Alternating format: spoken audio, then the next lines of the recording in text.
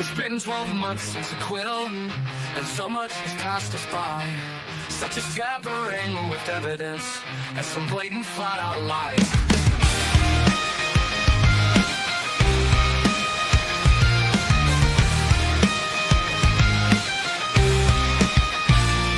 There's a special new press sector, and Hank Breeden is his name.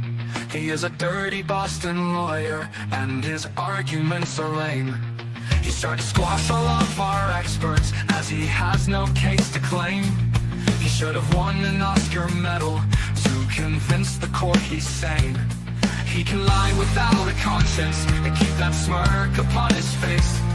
I bet he wears those silky undies, the ones with that jean made of lace. And Judge Beverly Academy is so biased for the state, is wading through 100 motions in a rush to seal my fate. So you can bring in Massachusetts, cause we all ain't got no quit. And we all know that the truth is my car is not the thing John hit.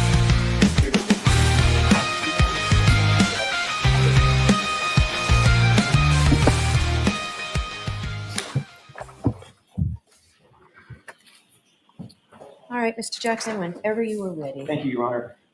Ms. McCabe, as a matter of housekeeping, I wanted to show you a quick set of documents that you saw yesterday, but I just want to make sure that we're talking about the same thing with the court's permission there. Sure. Same page document you saw yesterday. Can you just take a look at that and tell me if that appears to be the same set of documents that we talked about yesterday that included the group chats, for lack of a better phrase? Yes. Okay. Can I approach, Your Honor? Yes. I don't need to rush you. That's it. Your Honor, with the court's permission, I would ask that this set of group chats that have been authenticated be moved, marked and moved into evidence. Is there any objection? No, Your Honor. May I approach? Yes. Exhibit 98 from the record. Does that cover more than what you covered yesterday? Exact same document, I just failed to do it yesterday, my fault. All right. So is there still more? I'm just curious if my form's different then. Yours should be the exact same. Why don't I take a look at the exhibit, please? Why don't you come to sidebar, please?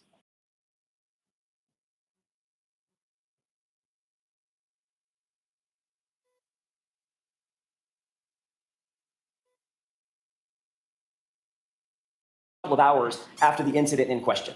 Correct. Okay. Sergeant Lank came with Sergeant Gallagher, I believe, correct? Correct. Came back to the location at 34 Fairview and gave you an opportunity to provide whatever information you deemed relevant at that time to impart to him, correct? Correct. And isn't it true that at that time you didn't tell Sergeant Lank that my client said, I hit him? What you said was that my client said, I hope I didn't hit him, correct? No. May I approach, Your Honor? Yes. Incident report page. It's like the second to the last or third to the last page. It's my incident report. Could you take a look at that report, just the face page, and tell me if that appears to be an incident report associated with this case? I know you didn't draft it, but you recognize that that's an incident report from the police, Canton Police specifically. Yes. Could you turn to the tab that's the little light blue tab, maybe 3 pages from the end of that report? Yes. I'd like you to read that paragraph to yourself, if you wouldn't mind, please.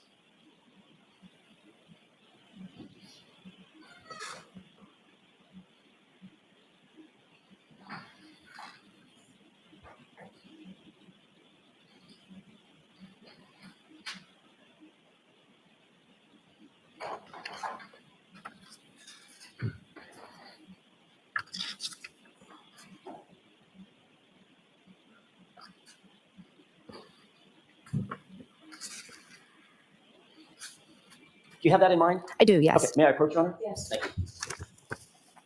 What you read just now appears to be a report of the incident in which Sergeant Lank came back to 34 Fairview to give you an opportunity to tell him whatever it was that you thought was important, correct? Was that a full report or was that just an excerpt from it, Well, that paragraph? That right there is a full report of that incident of Sergeant Lank going back to 34 Fairview. Would you agree? Well, that's not a full report of what I said, but if that's his full report, it's his full report. Okay. And in this report, what he writes that you said to him. Objection. The objection sustained. Isn't it true that what you actually told Sergeant Lank when he returned is, that while driving around with her and Roberts looking for the victim, Ms. Reed said something to the effect of, quote, "I hope I didn't hit him," end quote. Isn't that what you told him? Yes, because she said that when we were driving around. And then you went on to say that, quote, she, Karen Reed, made these statements again at the scene when the victim was discovered, correct? Correct. And then you went on to say that you thought that Reed may have made these same statements in front of a police officer, but she was not sure, meaning you were not sure, correct? I was not sure if she made what the police officers may have heard. That report is his recollection. My recollection is I told him that she said, "I hit him, I hit him, I hit him." And I told him that he should ask the responders if they heard that, because it was a great possibility that they heard it as well. But none of that, you'll agree, you just read the report, none of that is in his report. That's a very brief report. I didn't ask you if it was brief. I asked you if it was in it, correct? Correct. And that's a report of a conversation that he had at 34 Fairview with you for the specific purpose of memorializing what you told him, correct? Correct. And what you told him, according to Sergeant Lank, is she said one phrase, "I hope I didn't hit him," correct? That's what's in the report. All right. And again, this was 2.5, 3 hours after the incident, not 2.5 years later, correct? Correct. Ms. McCabe, we talked yesterday about this unrecorded meeting that you had in front of Sergeant Lank's home on January 30th. Do you remember that conversation? I remember the conversation, yes. Have you had any other home visits with any other police officers involved in this case? I went to drop off. It was not a visit. It was myself with Kerry Roberts dropping her daughter off. There was no involvement of Mike Lank on this day. Have you been to the home, the personal residence of any other police officer involved in this case? Ever? Yes. Tell me who. Kevin Albert. Who else? I went to Elizabeth Proctor, the wife of Michael Proctor's house. Who does Elizabeth Proctor live with? Michael Proctor. So you actually went to Michael Proctor's personal residence, didn't you? I did, yes. That was in September of what year? 23. I went over. 2023. Yes.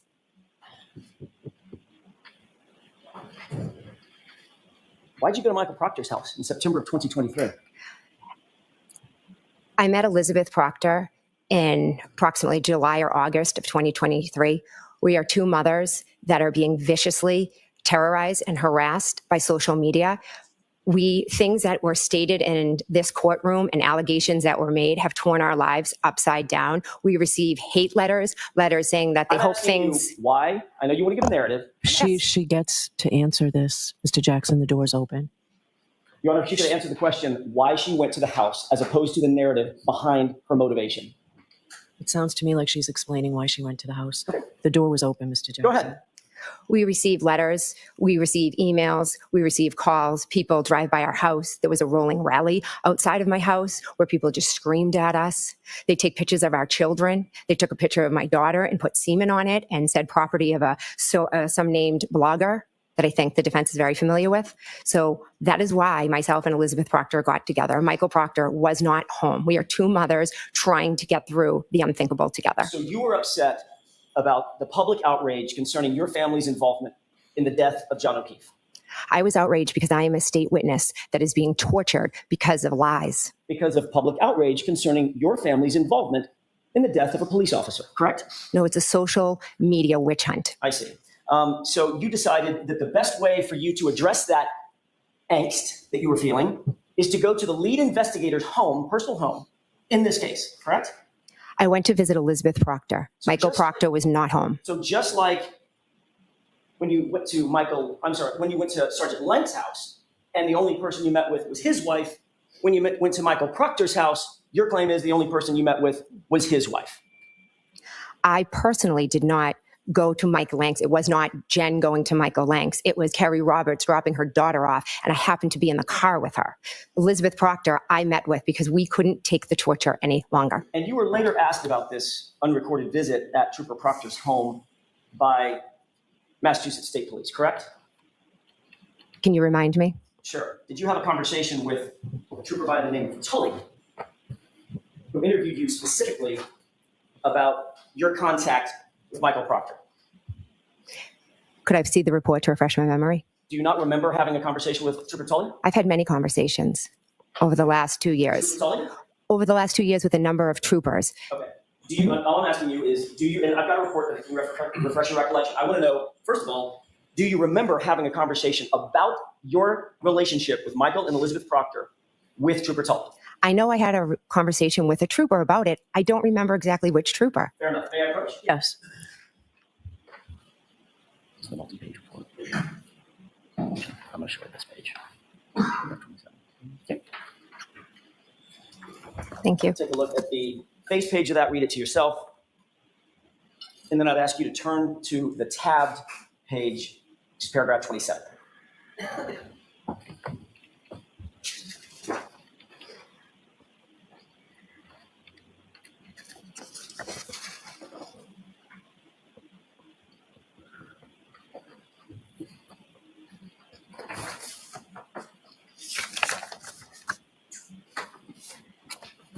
Okay.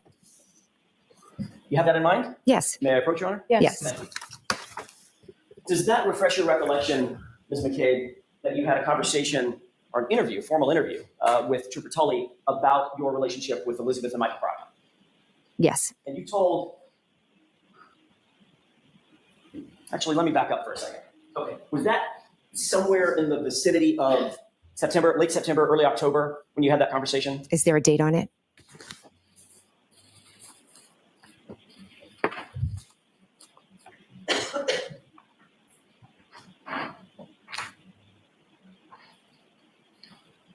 May I approach, Your Honor? Yes.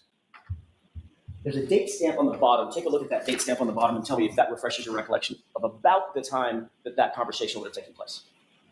Well, the date stamp on the bottom is when it was, I'm assuming, entered into evidence, Right. but that doesn't say when the interview itself was. Right. So if you'll agree with me, you know that you had the meeting with at Elizabeth and Michael Proctor's home sometime in September 2023, correct? Correct. If that's dated October of 2023, that's what I'm trying to get to. I don't know the date because it's not dated.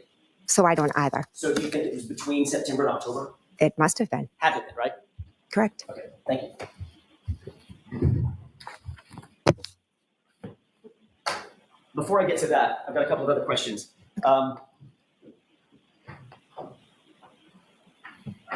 You had, at some point, multiple phone calls with Michael Proctor after January 29th, 2022, correct? I believe so. Okay. Do you remember all the phone calls that you had with him? No, I don't. Would it refresh your recollection to take a look at a log of your phone calls? Yes, that'd be great. Thank you. May I approach? Yes. Is this the, what was marked 00 or It's 00 not. this morning? That will be next. Okay. This is just a full one to the tab highlighted. Thank you. Take a look at that and tell me if you specifically, there's a lot of calls there. There are blue tabs. If you could look at those blue tabs and then tell me when you've taken a look at those.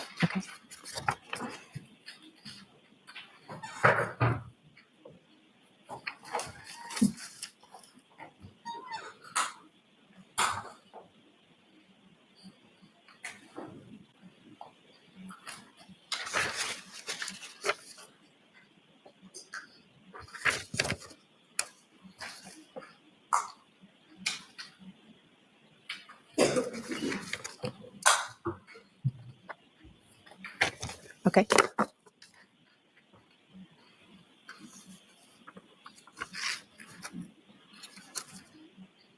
Okay. Just a moment, Your Honor. Yes.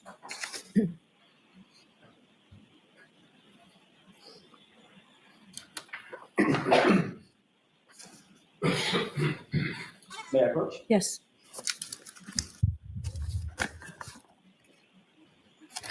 Thank you. You're welcome. Having looked at this set of records, does this appear to be an accurate reflection of the phone calls that you shared with Michael Proctor at some point on and after January 29th? Yes. Just to summarize those, and I don't want to belabor this, but there was a call on the 29th at 10:55 a.m. with Trooper Proctor, correct? Correct. There was a call on the 29th at 12:49 p.m., correct? I didn't memorize them. I understand. Would you? So if you want to give me the paper back, then I could probably answer correctly. You want to Okay. do it that way, we certainly can. May I? Yes. Thank you. Thank you.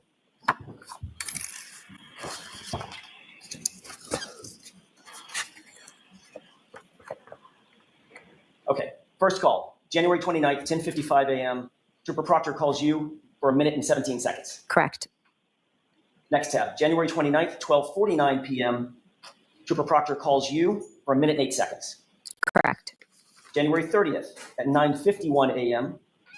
You called Trooper Proctor, 4-second call, probably a voicemail or something. Correct. January 30th, a minute later, 9:52 a.m. You then called Trooper Proctor again, 21 minutes and 31 seconds for that call. Correct.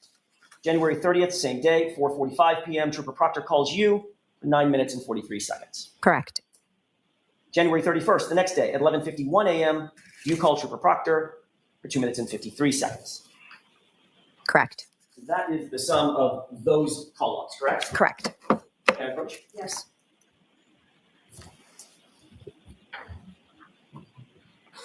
Those aren't all the calls that you had with Trooper Proctor. That didn't stop. It's just where these logs stop, correct? I'd have to see my further call logs. Do you believe that you've had additional phone calls with Trooper Proctor after that last call on the 31st? I know I did in 2023. Okay. In 2022, did you have additional phone calls with him? I'm not sure. I'd have to look at phone records.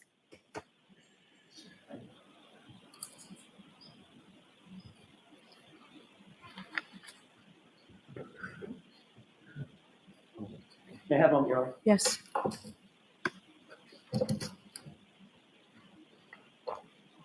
May we approach briefly? Okay.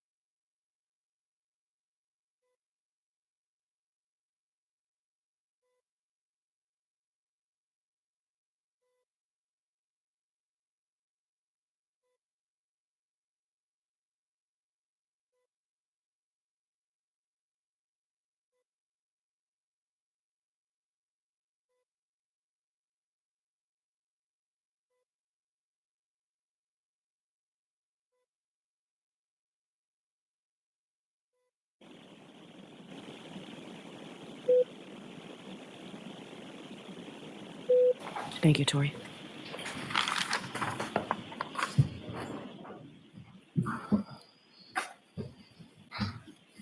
May I inquire? Yes. Thank you. Ms. McCabe, I don't have the records in front of me.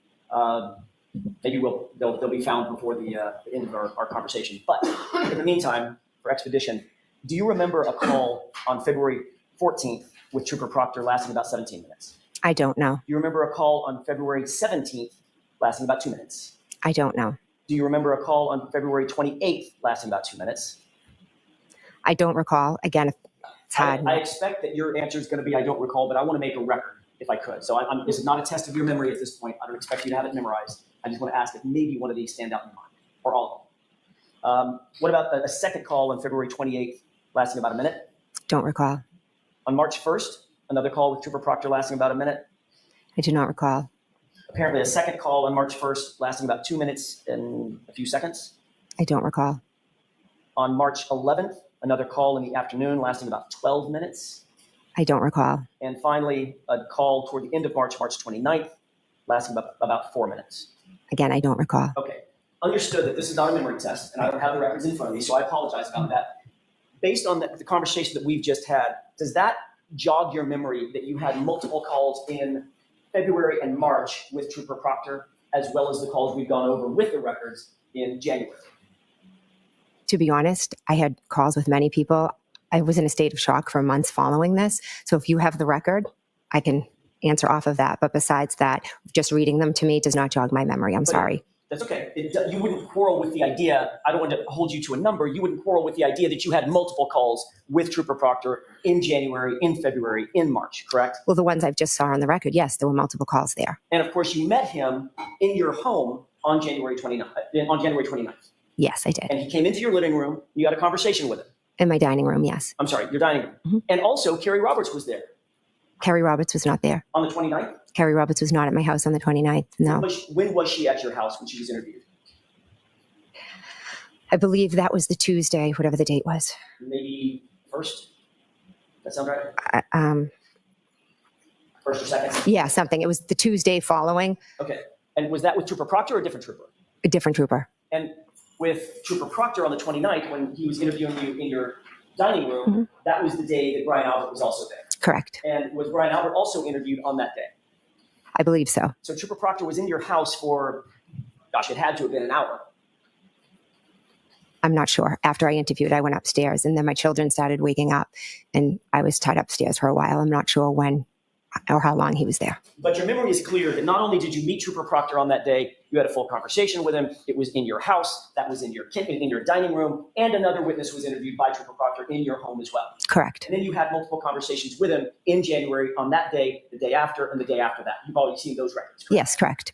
Then in either September or October, you were interviewed by Lieutenant Tully. That's the report that you've already seen. Correct. And in that interview, you were asked specifically whether or not you had a relationship with Trooper Proctor and when that relationship started, correct? Correct. And you said, quote, you had never met Elizabeth Proctor or Michael Proctor prior to September 2023, correct?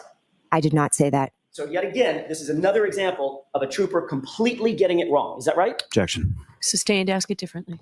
In your view, did Lieutenant Tully get your statement wrong that you had never met Trooper Proctor before September of 2023? Objection. Is that true or is that wrong? Lieutenant Tully knew I met Proctor prior to that because Proctor was the one who did the initial interview on January 29th. Does it make you wonder why he wrote in his statement, quote, you've Objection, never Your met Elizabeth Proctor or Michael Proctor prior to September 2023? So the objection sustained. If you indicated that you had never met Trooper Proctor before September of 2023, that would be a false statement, correct? Objection. You can answer that, Ms. McCabe. I met Proctor January 29th. It's a false everywhere. statement. If you said it, would it have been false? That's all I'm asking. Yes.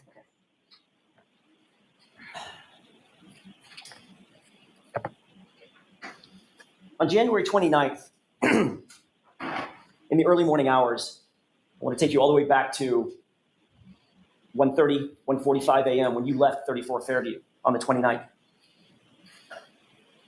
After you dropped off the girls, where did you and Matt McCabe go? We came home. After you got home, you indicated that you went upstairs, correct? Correct. After you went upstairs, you indicated that you got on the phone. Correct. On your cell phone, correct? After you got on your cell phone, you indicated that you started searching for stuff. Correct. So if there's GPS, you've seen the forensic extraction or part of it, correct? Which one are you referring to? Phone. The forensic extraction of your phone. I saw what you showed me yesterday from Celebrate. That's what I mean. Okay. From Celebrate, part of it. I saw, yeah, the phone calls, yes. Okay. You're aware that that extraction shows that you got home after 2 a.m. or so, so that would be generally correct. Correct. The Celebrate extraction shows from your Apple Health data that you actually went up a set of stairs. That would be accurate, correct? Accurate. The Celebrate data shows that you actually logged into your phone, did a login, either Face ID or a passcode, opened up the phone. That would be accurate. Correct.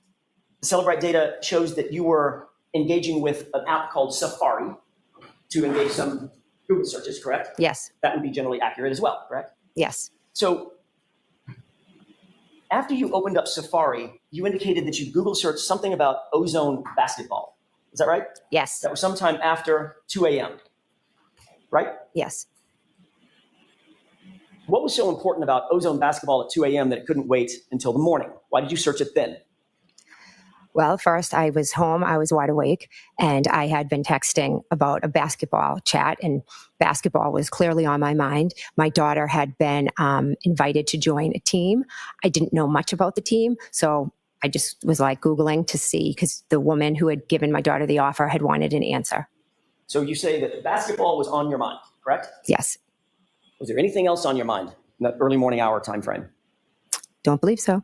Ms. McCabe, if you wanted to know in general how long it takes for a human being to pass away because of exposure to extreme temperatures, right? If you wanted to know the answer to that, what would you Google search? What phrase would you use?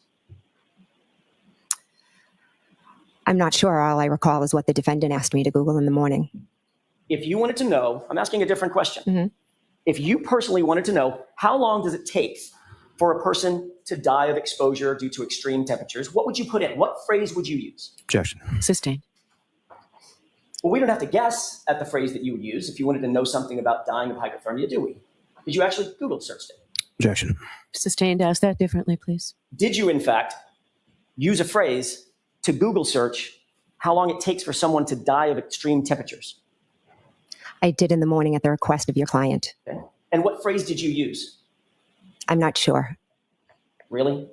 Correct. I was. After 2.5 years of this, you don't know the phrase that you used? Objection, Your Honor. Sustained. There's so many lies Okay, and misconceptions no on social media. No question. Oh, I apologize. Okay. Are you telling me you don't remember what Google search you put in? Karen was screaming. My hands were shaking. And she was saying, Google hypothermia. How long does it take to die in the cold? And what phrase did you put in your phone? I'm just asking you to say it. Why don't you show me it? You literally don't remember? Again, she was screaming, Google hypothermia. How long does it take to die in the cold? How about, And I picked up my phone and I started Googling. and you literally, to this day, right now, under oath, you're saying you don't remember that phrase that you used. Objection. I'll allow it. Is that what you're saying? I'm saying that at her Do you remember it or do you not, Ms. McCabe? That's a simple question. that morning, I don't remember specifically what I Googled, but I do know what you've put out to the social media. How about this? Hoss long to die in cold. Does that sound familiar? Yeah, it's been Why everywhere does that sound so familiar? because you've put it out in social media. Well, I haven't put anything out in social media because I don't personally have social media. I'm sorry, Turtle Boy did. So if the world happens to know it, that's not on me, is it? I guess not. I guess not. Hoss long to die in cold is what you put in to the Google search, right? If you say so. Is there a reason that you don't want to admit to that? Absolutely not. It's a simple question, right? No reason. So say it. What Google search did you use? Objection. Sustained.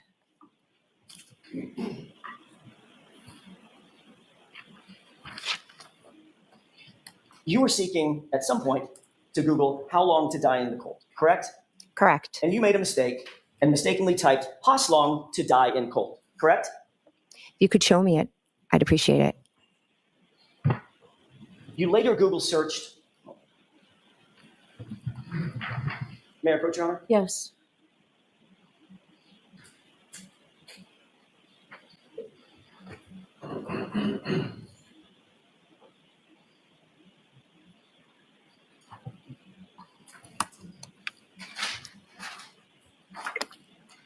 Thank you. While she looks at that, Mr. Jackson, can we bring our clerk back upstairs? Of course, yes. I think we're back. Thank you very much. Can you text Jimmy and tell him? Take a look at that report and tell me if that refreshes your recollection.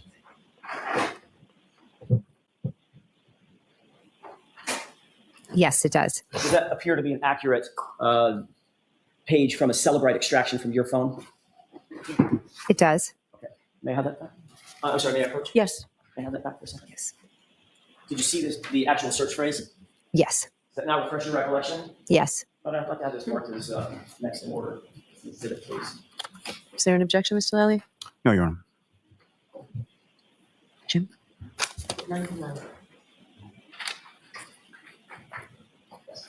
Yeah. May I? Yes. Is that, Madam Court Reporter? I'm sorry. Thank you. Thank you. Move to publish this, Your Honor. Okay.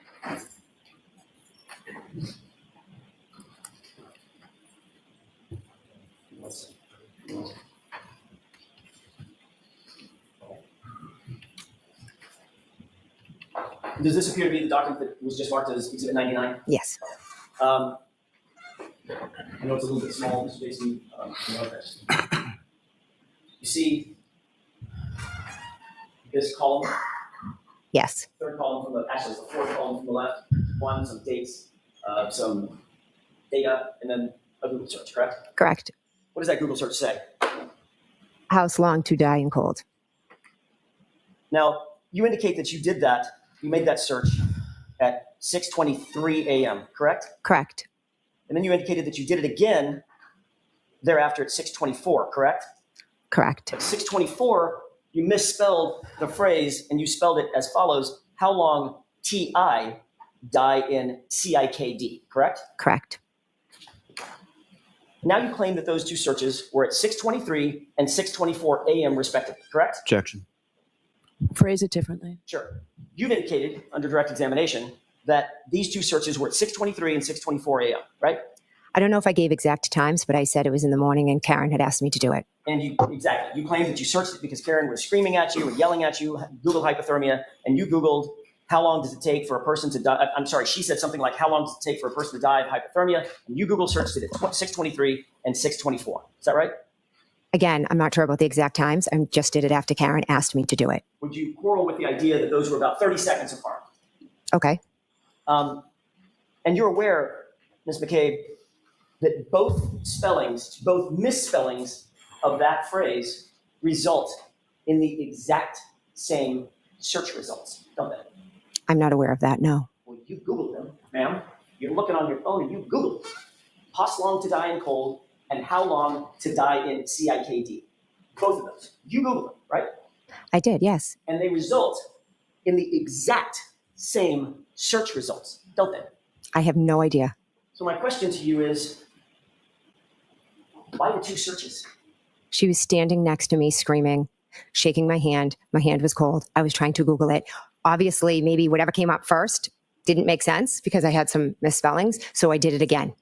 So Haslam to die in cold results in articles concerning dying of exposure, doesn't it? We never got the chance to read it. Well, you're the one, when you say we, who's we? Karen and myself. Well, you're the one holding the phone, Ms. McCabe. Correct. So you're looking down at your phone and you see exactly what comes up, correct? I don't remember exactly what came up. Well, what came up was something about dying of hypothermia, didn't it? That's what she asked. So why do it again? Why do it again, Ms. McCabe? You had the result. Why the second search? I cannot answer that beyond telling you that my hands were frozen. She was shaking me and screaming at me. And you see the time, let me scroll up, please. According to the Celebrate data, you see this first search that says Haslam to die in cold? I do. What's that time? You've got the, it's right over at 2:27 AM or PM? a.m. Ms. McCabe, you made that search at 2:27 a.m. because you knew that John O'Keefe was outside in your sister's lawn dying in the cold, didn't you? Absolutely not. I did not make that search at that time. You No. realized the next morning, after John was discovered, after 6 a.m., that you had an incriminating search on your phone, didn't you? Absolutely not. To cover your tracks, you searched it again in order to overwrite the original search at 2:27, correct? Again, absolutely not. But you were nervous and you screwed it up. So the first search you made at 6:23 was Haslam to die in CIKD, wasn't it? No. Well, you see the search right there, correct? I see the search, but I disagree with your narrative. And what's the time frame of that search? 6:23. And you agree that that time frame is accurate, right? Again, it's what the report says. And that comports with your memory of that morning, about 6:23 in the morning in 51 seconds. Correct. There's a second search, correct? Correct. And this one,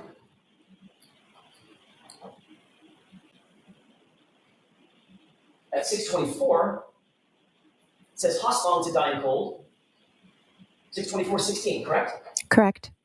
I'm sorry, 18. I was up that great. And that comports with your memory as well.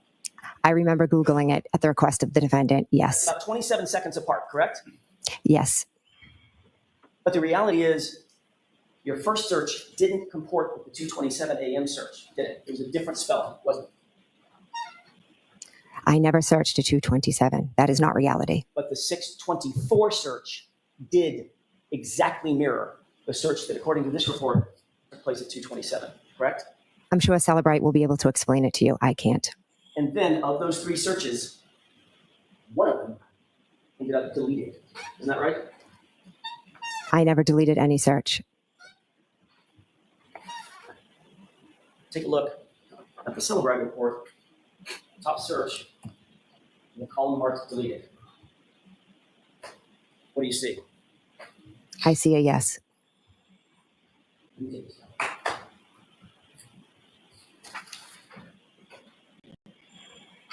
McCabe, the reason you deleted that 2:27 a.m. call is because you realized that if you were caught Googling how long it takes for a person to die in the cold 3.5 hours before John's body was found, that would incriminate you, wouldn't it? Objection. The objection sustained. Did you delete that search because you knew that you would be implicated in John O'Keefe's death if that search was found on your phone? Objection. I'll let you. Could you answer that, please? I did not delete that search. I never made that search at 2:23. I never would have left John O'Keefe out in the cold to die because he was my friend that I loved. But he's not your family, is he? Family and friends. Is he not Objection. your... Sustained. You acknowledge that you made the search at 6:23, don't you? In the morning, I did, yes. You acknowledge that you made the search at 6:24. Multiple times in the morning, yes. Of the 3 searches that show up that were all found on your phone, the one that you disavow is the one that took place at 2:27 a.m., which would implicate you and exonerate my client, correct? Objection. Sustained. Can I ask it differently, Mr. Jackson? Of those 3 searches, there was only one marked deleted. Isn't that right? Correct. That was the one at 2:27 a.m., correct? I wouldn't even know how to go in and delete a That's not what I search. asked you. The one according to the Celebrate report that was deleted, the one at 2:27 a.m., correct? Correct. You would agree that that's awfully convenient for you, isn't it? Objection. Sustained.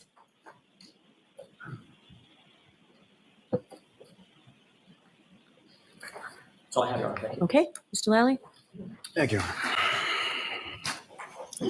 May I approach briefly? Yes. Thank you.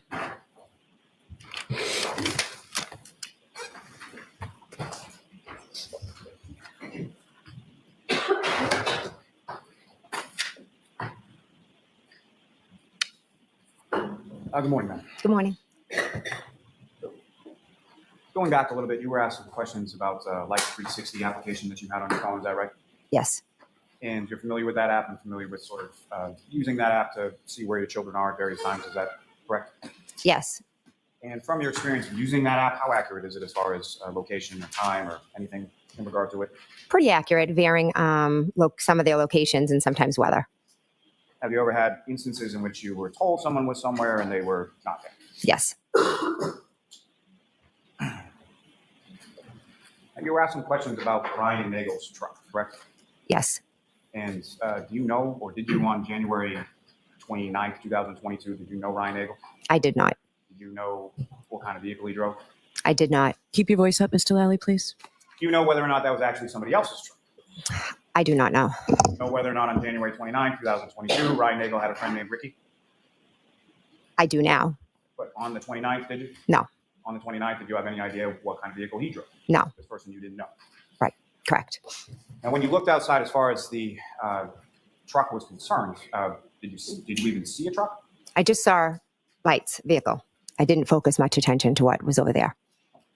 So fair to say you weren't paying attention to a truck you didn't see, a person you didn't know that you had never seen before, correct? Sustained as to that form. Now, you were asked some questions about text between Ryan Nagel and Julie Nagel, correct? Yes. And as far as when those texts were sent, you don't know, do you? Can you clarify? Do you know whether or not Ryan Nagel texted his sister Julie before he had even pulled onto Fairview Road? They were texting at, about his arrival. Texting about his arrival, but do you know where Ryan Nagel was when he was texting Julie about his arrival? I believe he was outside. But you don't know. Is that fair to say? Objection. Sustained. Do you know whether or not Ryan Nagel was on Cedar Crest or somewhere else when he texted Julie that he was about to arrive or that he was there? Objection. I'll allow it. Do you know that? I don't know that, no. As far as the defendant's motor vehicle and the truck that Mr. Nagel was in, did you see either of those vehicles arrive in front of Fairview? Yes. You saw them pull up. No, actually, Are you asking if I saw them pulling up or if I saw when they arrived? I did not see them pulling up. So at some point after they arrived, your attention was drawn outside. Yes. And when we're talking about you going to the door and looking outside, how long a period are you looking at? Not long. So would you describe it as either a glance or more of a, were you staring intently at the vehicle out in front of the house? Objection. Sustained. How would you describe the manner in which you were looking out at the SUV in front of the house? I would go to the front door. I look out. I saw the vehicle. I believe I sent a text and I went and sat back down. Now, in any of those times that you went to the door, and do you know how many times you went to the door? I don't know exactly. At least twice, is that correct? At least, yes. Now, in those at least twice that you, well, at least twice that you saw the vehicle and once that you saw that the vehicle was gone, correct? Yeah, so I guess actually it was more than twice because I saw the vehicle move as well. And when you say as far as you saw the vehicle move, did you see the vehicle physically move, or it was in one place and then you came back later and it was in a different place? It was in one place, and then when I came back, it was further up. Now, at any of those points in time, did you took a glance out the storm door? Did you see anybody outside of the vehicle? No, Did you see inside of the vehicle? no, Did you see anybody outside other than Julie Nagel on the front lawn, the front walkway, or anything else? no, At any point in time while you were at 34 Fairview that night, did you see John O'Keefe? no, At any point in time when you texted John O'Keefe after you arrived at Fairview, did John O'Keefe respond? no, At any point in time after you arrived at Fairview, or after you hung up from the 12:18 a.m. call in which you were describing where 34 Fairview was in reference to Bella's house, did you ever hear from John O'Keefe ever again? no, And during that about 20-minute or so period of time when Mr. O'Keefe or the defendant's SUV is in front of the house, you never heard anything from John O'Keefe, correct? correct. And did that strike you as unusual as far as him not responding? I thought it was strange, but then I thought that they just might have decided to go home or had gotten into a fight or Kaylee wanted him home.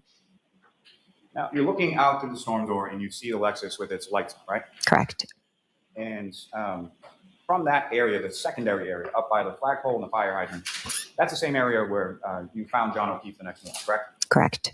And with reference to that area, is there any lights as far as street lights or anything that you're aware of in that area? No, it's a dark area in the corner of the lot. Now, at any point in time, were you looking or were you expecting to see John's body on the lawn? Absolutely not. And fair to say that when you're looking in the dark, in the snow, from the storm door out towards the vehicle, not the same conditions as if you're standing in a courtroom or sitting in a courtroom today, about 10 feet away from somebody during the daytime with lights on, correct? Correct. In fact, when you go back to Fairview the next morning, and again, who was the person who requested or directed to go to Fairview? Karen. And so when you go to Fairview along with the defendant and Ms. Roberts at the defendant's direction, sometime around 6 a.m., when was it that you first saw Mr. O'Keefe? I wasn't the one to first see him. Karen was. So she's banging on the door, asking it to be let out. She goes directly over to the body, correct? Correct. And neither you nor Ms. Roberts, well, you didn't see Mr. O'Keefe on the lawn until after she did that, correct? Correct. And that was after you had already sort of driven a little bit past where he was, correct? Correct.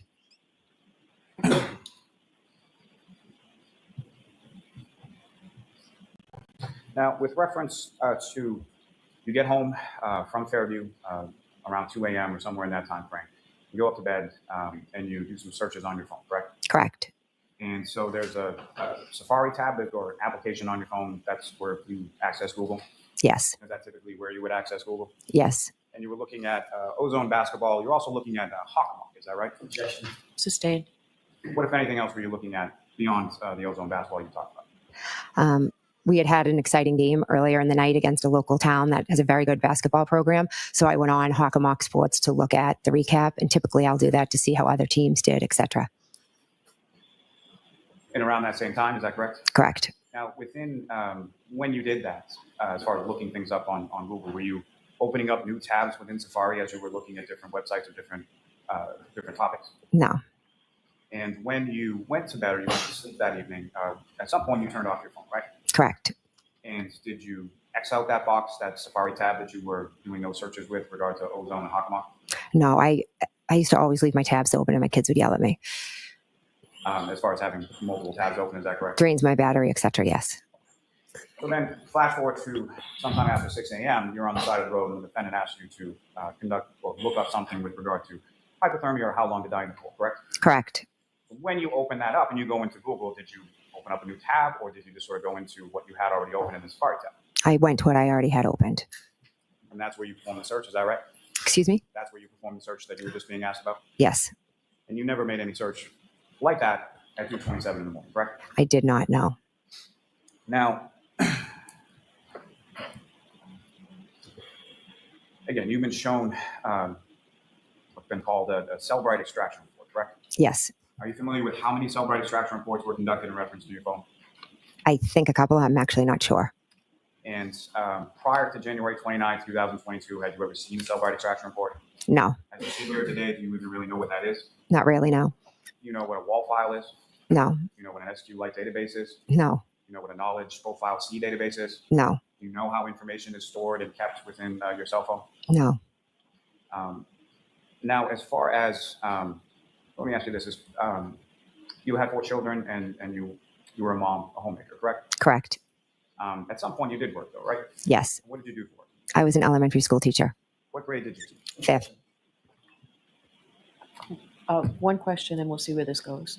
What grade did you teach? 5th. And how long did you teach 5th grade? Objection. Yeah, I'm going to see counsel at sidebar. Folks, feel free to stand up.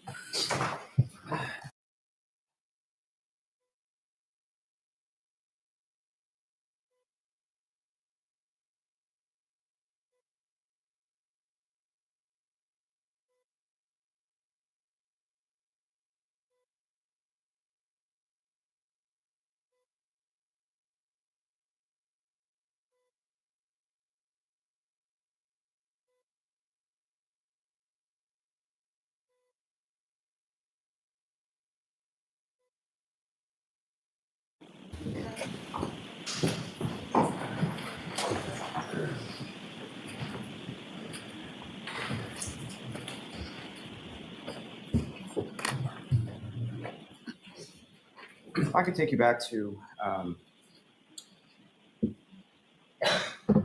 4:53 in the morning is when you get that first call from Kaylee Bush, is that correct? Correct. You answered that call and then the defendant is put on the line, correct? Yes. And so what is the first sort of iteration of the story that the defendant tells you happened the night before? That they got into a fight. She left him at the waterfall and he never came home. And at some point later, you confronted with that you saw the vehicle out front of the house, correct? Correct. And so then what is the defendant's story changed at that point? That they went there and it changed multiple times. I'm not sure exactly. She said at one point, oh my God, I don't even remember going there. She was telling other people that he was dead, that a plow hit him. The story changed multiple times that morning. Now, on cross-examination, you were played a voicemail. Do you know whose phone that voicemail was from? They never said no. Fair to say that you're on 911 in the background of that phone call, correct? Correct. So it wasn't your phone. Correct. And there's 2 other people beyond that as far as Ms. Roberts and the defendant there, correct? Correct. Was Kerry on the phone at all that you saw? No. And so with reference to the timing of that phone, you had called 911 and you were on the phone with 911 at the time that recording started, right? Correct. So you had gotten out of the car. You had gone around and then seen where the defendant had run over to Mr. O'Keefe, correct? Objection. As to the form, it's sustained. What had you done before you placed that 911 call? I got out of the car. I ran behind the car over to the body. I was in a state of shock for a couple of seconds. Kerry and I looked at each other and I said, I'm going to call 911. And there was a period of time when you made the call before connected and you said you bounced around to different agencies, correct? Yes.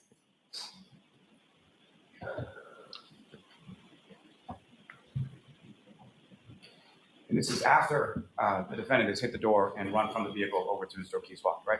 Yes. So it's not your phone and it's not Ms. Roberts' phone. Fair inference is the defendant's phone, correct? Correct. And so this phone call had been made or started recording at some point before you had even gotten out of the car, made your way over to Mr. O'Keefe, been in a state of shock for a few seconds, called 911, connected to 911. So at some point, it had to have been made in the car, correct? Objection. Ask it differently. Do you know when that voicemail or that recording that you heard, do you know when that call was placed? I don't. Now, at the time that you are making the 911 call, where is the defendant in relation to the vehicle? She is over with Mr. O'Keefe.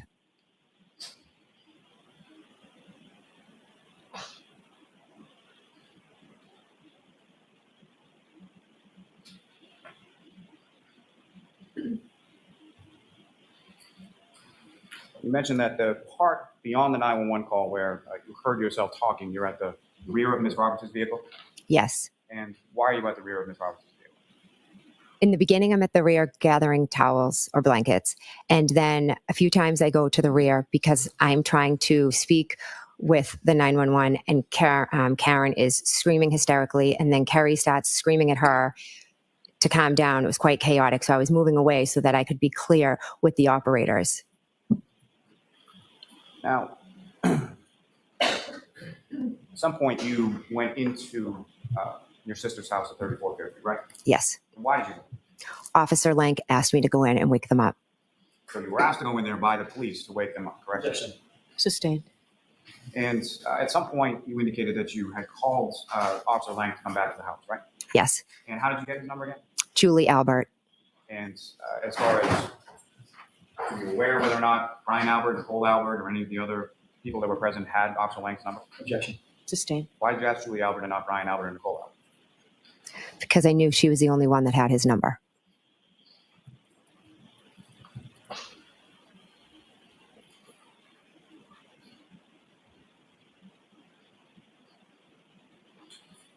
You were asked some questions about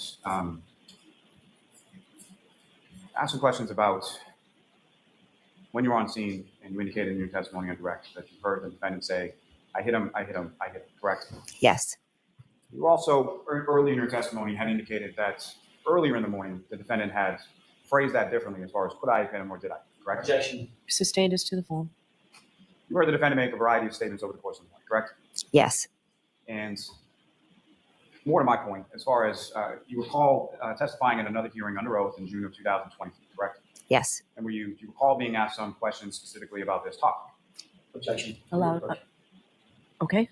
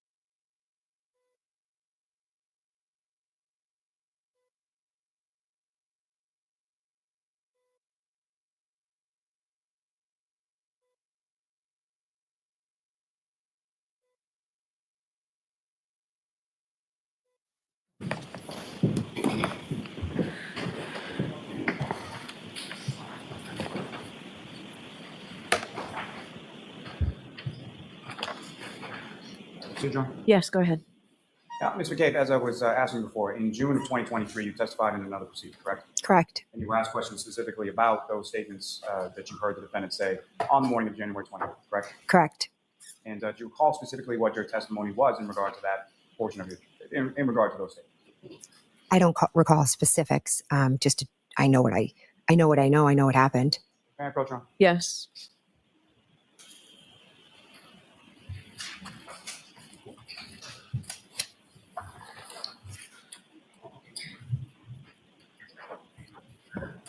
Now I'm giving you 2 pages. Direct your attention to the bottom of the first page and then into the next page. If you could just review that yourself and look up.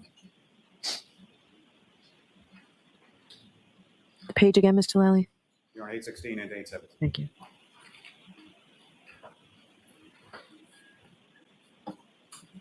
May I approach, Ron? Yes. Mr. McCabe, is your memory refreshed as to what you said in that prior proceeding in regard to those statements? Yes. What did you say? What did I say in that? I told them that Karen looked straight at me and said, I hit him, I hit him, I hit him. And I said that there was, I believe, an EMT that overheard as well. Now, do you recall in that same prior proceeding being asked any questions sort of at different times, the defendant saying different iterations of that same statement? Objection. Sustained as to form. No leading, Mr. Lally. With respect to that testimony in that same prior proceeding, what, if anything else, were you asked about statements the defendant made to you that morning? I was asked what were some of the statements that Miss Reed had made.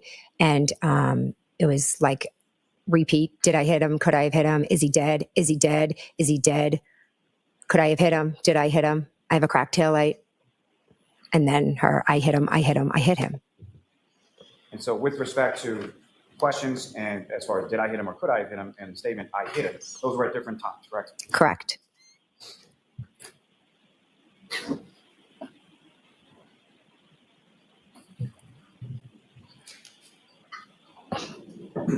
Now, you met with Trooper Proctor on January 29th, is that correct? Correct. Was that the first time that you had met him? Correct. And who, if anyone, was with him when you met?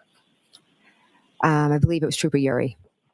And subsequent to that date, did you meet with other troopers in the state? Yes. And by other troopers, I mean not Trooper Proctor and not Trooper Yuri. Yes. And with respect to meeting with other troopers, was it at that point that they had talked to you about taking your phone? Correct. And they asked you for your phone, is that correct? I had shared my Life 360 and my Life 360 and my texts, and they asked if they could take a copy of my phone. And did you agree to that? I agreed to it. Yes. And were you presented a form at all in regard to your agreeing to hand over your phone? Yes. And beyond what you had testified to earlier, as far as things to do, were there any limitations that you put on what they could look at or take from your phone? No limitations. May I approach, Ron? Yes.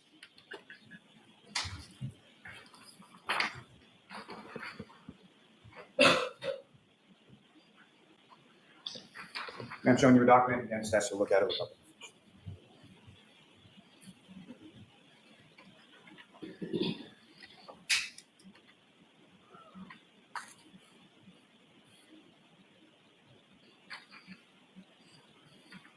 Ladies and gentlemen, do you recognize that? Yes. What do you recognize that? This was the consent form for my phone. So that's the form you filled out with the troopers in regards to giving over your phone. Correct. May I approach again, Ron? Yes. I want the seat to submit as the next exhibit. Is there an objection, Mr. Jackson? No objection. Okay, thank you. Exhibit 100. Thank you.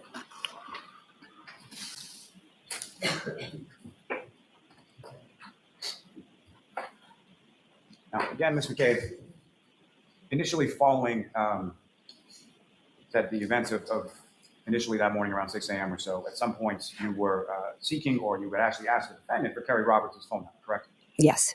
And why is it that you were looking for Kerry's number specifically?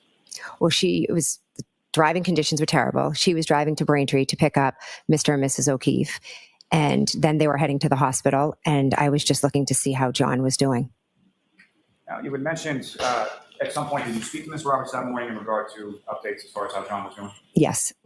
And you mentioned that later on, either that day or the next day, that you had gone over to Mr. O'Keefe's house with Ms. Roberts, correct? Yes. And who was driving at the time that you went over to the O'Keefe's house with Ms. Roberts? Kerry was driving. And so when you left the O'Keefe's house, where was it that you went? Kerry went to drop her daughter off at her friend's house, the daughter of Mike Lank. And you were just in the front passenger seat of that vehicle, correct? Yes, You had mentioned as far as getting together with Ms. Roberts at the request of someone to talk about a timeline, correct? yes. And can you explain to the jury sort of how that came about or who was making that request? Kerry called me and she told me that she had talked to Peggy, and Peggy had No, I'm going to allow it. suggested to Kerry, you guys should write a timeline. You don't want to forget anything, when the time comes, meaning when the trial comes, you don't want to forget anything that happened. And just to be clear, when you say Peggy, who are you referring to? Mrs. O'Keefe, John's mother? John's mother, correct? Now, you were asked some questions about subsequent date as far as hearing bits and pieces or portions of Ms. Roberts' statement to troopers at your home, correct? Correct. Do you know whether or not that was the first time that Ms. Roberts had talked to troopers or officers or anyone from either the Canton Police or the State Police? I believe on the 29th in the afternoon, troopers went to her house. So that would have been the first time. So the time that she was at your home and speaking to troopers, that would have been at least the second time that she had spoken to troopers, correct? Objection. Sustain. Now, with reference to Ms. Roberts and her phone, was Ms. Roberts, the time that you handed your phone over to the troopers, was Ms. Roberts present there as well? Yes. And what, if anything, did you see Ms. Roberts do with respect to her phone and the troopers? She turned her phone over as well and signed the consent.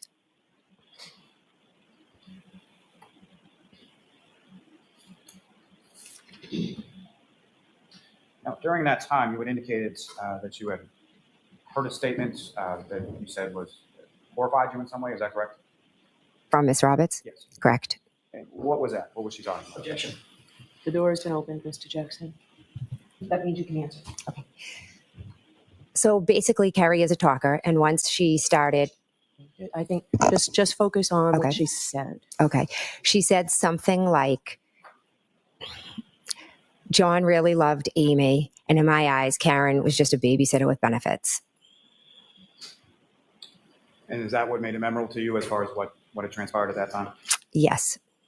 At any point in time, did you ever coordinate your statement or Ms. Roberts' statements with her prior to testifying at any hearing or any proceeding at any point in time? No.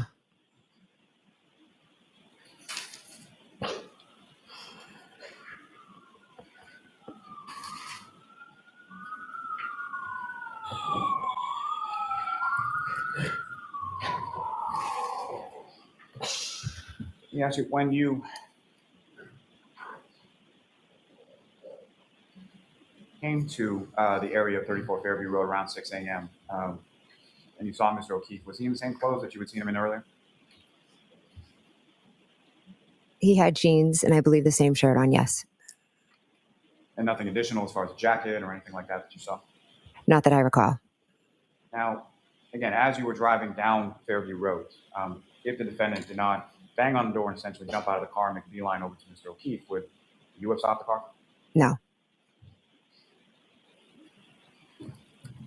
Recall when you were leaving 34 Fairview Road earlier, as far as sometime between 1:30 and 1:45 when Mr. McCabe is driving. Do you recall whether or not the roads were plowed or treated or anything that you saw at that time?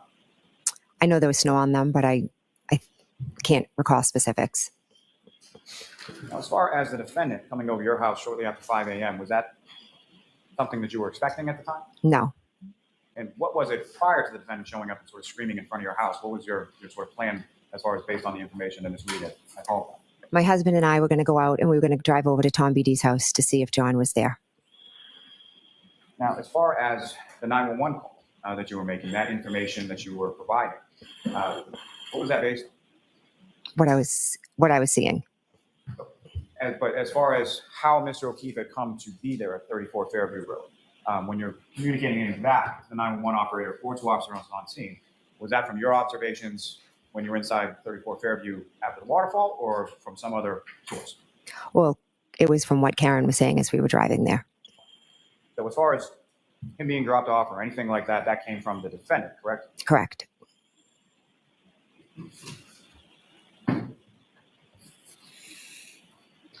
Now, as far as you had been asked and you had testified about going over to Trooper Proctor's house to meet with his wife, correct? Correct. and you testified about certain incidents of harassment that you had undergone, as well as Mrs. Proctor. Is that correct? Correct. How long had that been going on at that point? At that point, it started in April, and now I believe I went over there in September. And what, if anything, was the frequency of the harassment? Was it sporadic, or how often were you experiencing that? Daily, sometimes hourly. And in addition to what you've already testified to, what, if any, other incidents do you recall specifically involving either you or your children or your home? People come by my house, they take video, they scream.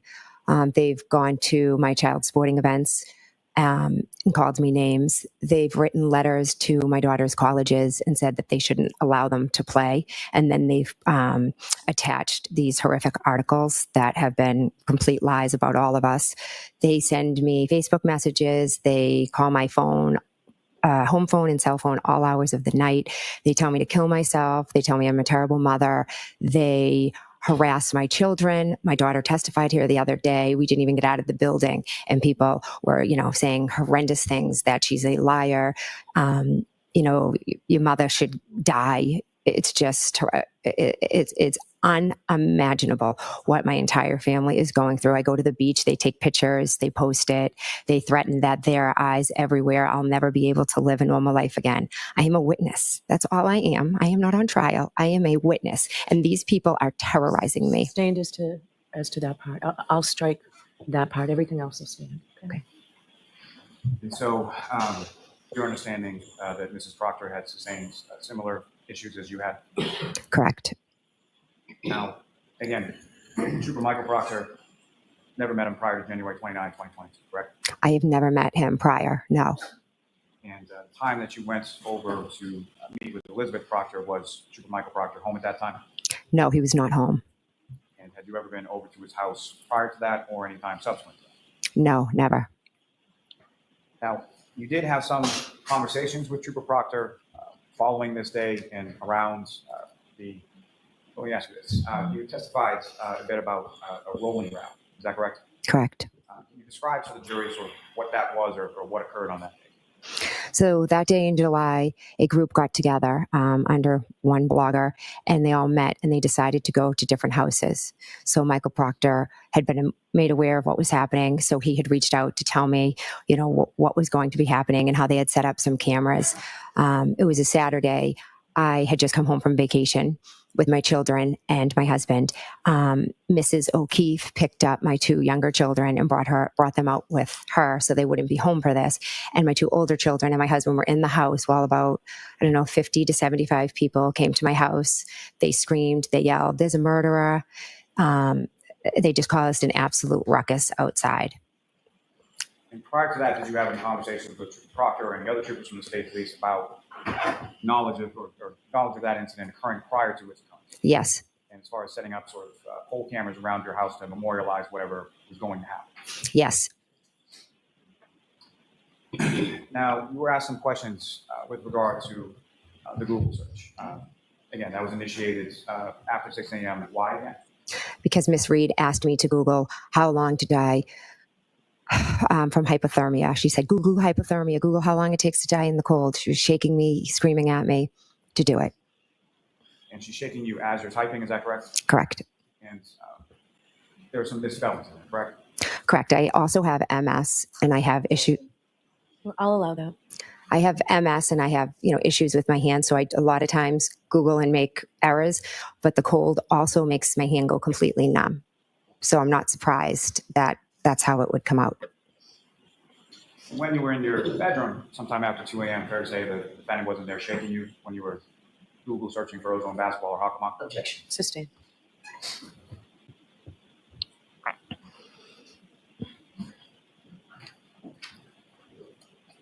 One moment, John. Yes.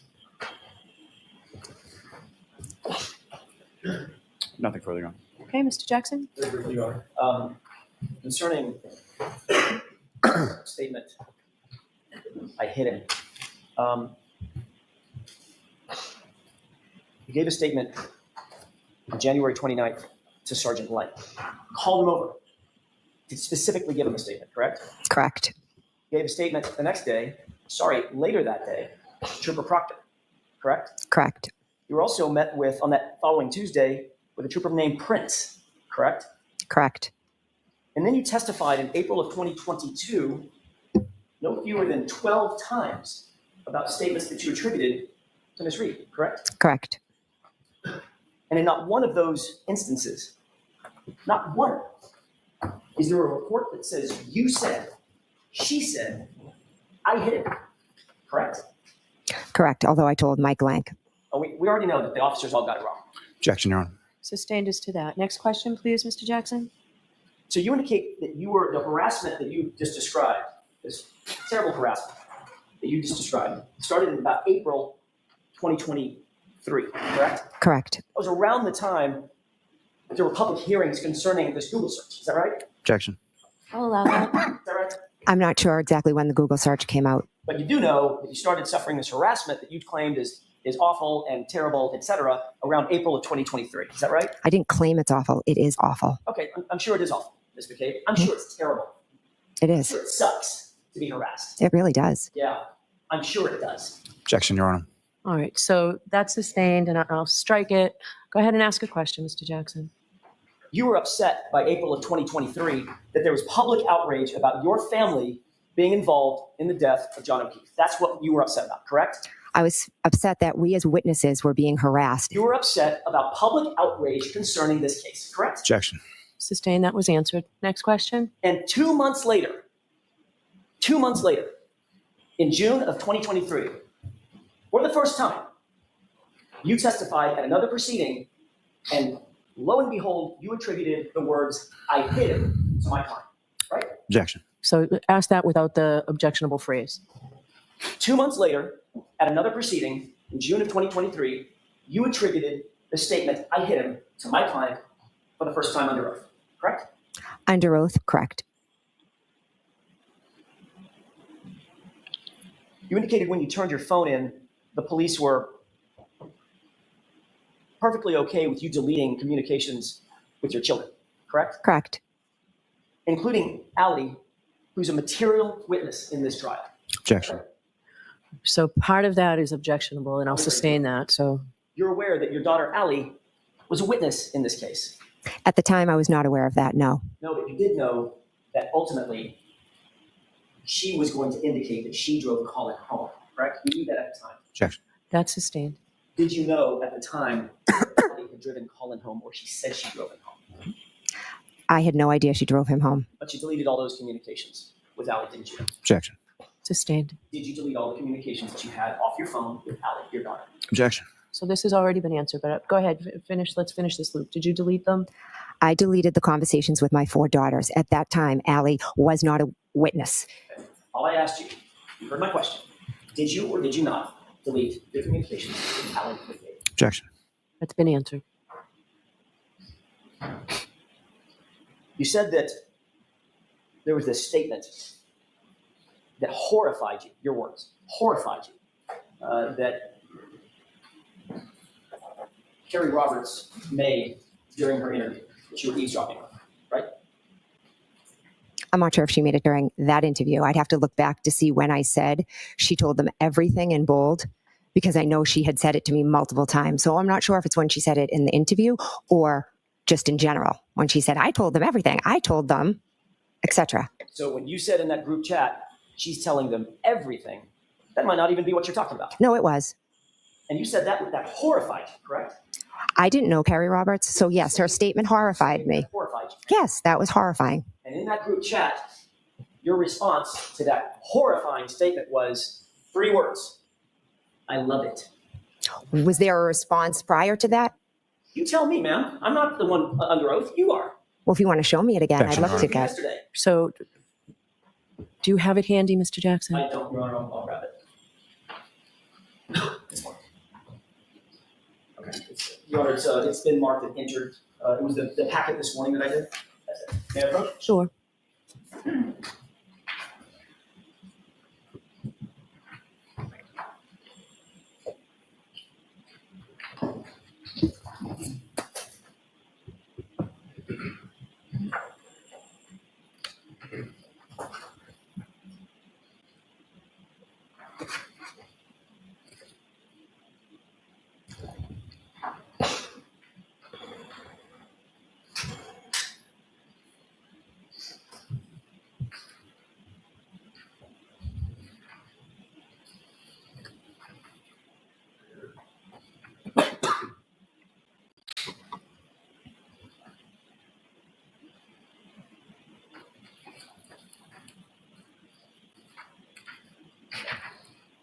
Yeah. Yes. Take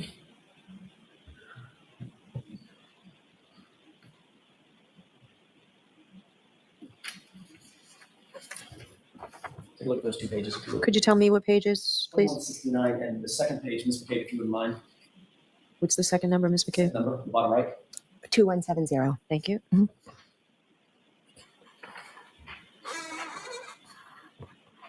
You have that in mind? Yes, I do. May I? Your Honor? Yes. Thank you. During that conversation, when you said she's telling them everything, that came right on the heels of your husband saying, this girl could write a book, or this woman could write a book or something like that, correct? Correct. She talks nonstop. Right. And then you said 2 texts down, she's telling them everything. Correct. The text just before that was, I love it. That was in response to my husband saying this girl could write a book. What's the next thing that you wrote to that group within a second of that? She is telling them everything. Right. May I approach the podium? Sure. Nowhere in that text chain did you say something along the lines of, oh my goodness, I'm so horrified, did you? Those were on phone conversations. Nowhere in those texts that you just saw did you say the words or write the words, I'm so horrified, did you? No, because it was already spoken about. You were asked on that morning, January 29th, 2022, as you drove to the location and ultimately to 34 Fairview. What ultimately happened? And your testimony was, as you approached, my client was searching frantically for John O'Keefe, correct? I don't believe I said she was searching frantically for John O'Keefe. Searching frantically. She was screaming frantically in the back seat and texting in the back seat. Was she just sitting there, curled up in the back seat, sucking her thumb, or was she searching out the window? She was screaming Right. between Kerry and I. So I'm not really sure how she saw John over here when her head is up here screaming and then looking down and texting. Was the whole point of that trip, Ms. McCabe, to search for John? It was because she knew where he was. The whole point of that trip was to look for him, correct? She directed us to go to 34 Yes or no? Fairview. The whole point of the trip was to look for John, correct? At 34 Fairview, where Karen said to go. And your testimony is that if it hadn't been for Karen jumping out of that truck, you wouldn't have stopped, correct? Because I wouldn't have seen him. I didn't know he was Yes or there. no? She did. Yes or no? Was that your statement? If she hadn't gotten out of the car, you wouldn't have stopped. I don't believe it was stated like that. I believe there was a question and I answered. And the question was, would you have stopped? And your answer was what? What was the direct Oh question? my goodness, Ms. McCabe, it was 5 minutes ago. Right. Did he ask, did you see something? You like to change words. I just want to be certain. So, Mr. Jackson, just keep it to questions, not comments. You were asked just a second ago by Mr. Lally, if Karen Reed hadn't jumped out of the car, you wouldn't have stopped, correct? Correct. Thank you. That's all I have. Okay. All right, Ms. McCabe, we are finished. Jurors, I'm going to ask you to follow them out like you've done. We'll take a recess, and this one might be a little longer. I may need to see the orders. Jurors holding and leaving your notebooks on the chairs. All rise. Follow me, jury out.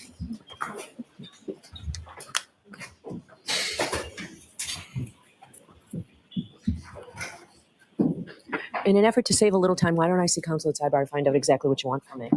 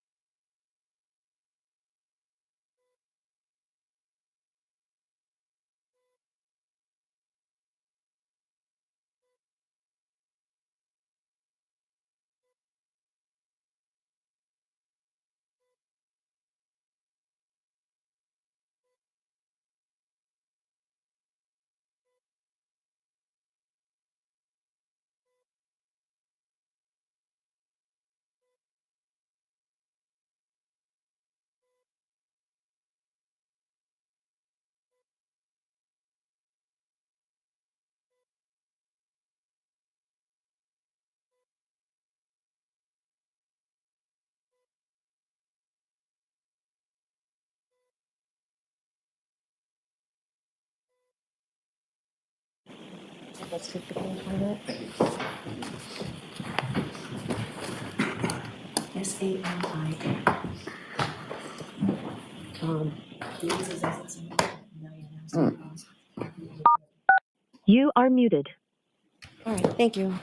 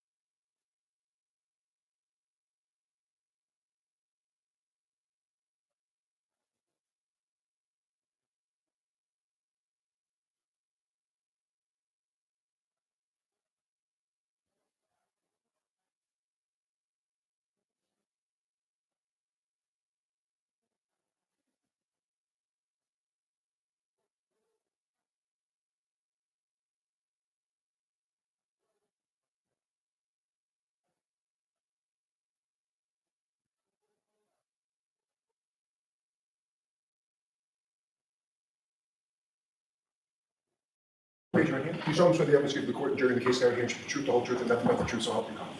Thank you. You may take a stand.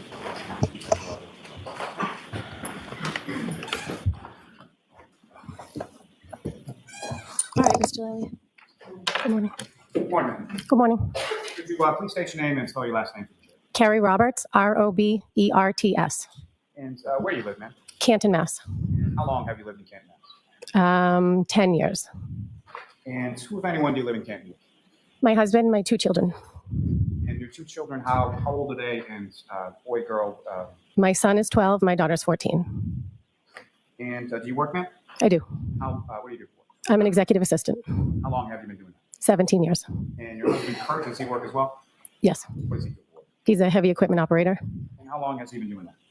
Maybe 20 plus years. Now, if I could turn your attention to the evening of January 28th, 2022 into the morning of the 29th. Do you recall those days? And do you recall what days of the week they were? Say it again. Do you recall what days of the week they were? Friday. So 28th. Friday the 28th. Into a Saturday the 29th. Now, on the evening of the 28th, do you recall what you were doing that evening? I was bowling with my daughter and her friends and one of the mothers. And do you recall where that was? Westgate Lanes in Brockton. And about what time was it that you got home from that? Probably about 8:30ish because there was a storm coming, so we wanted to be home. I didn't want to be out late. And when you got home, you and your daughter, is that correct? Say that one more time? You and your daughter came home around 8:30 or so? Yes.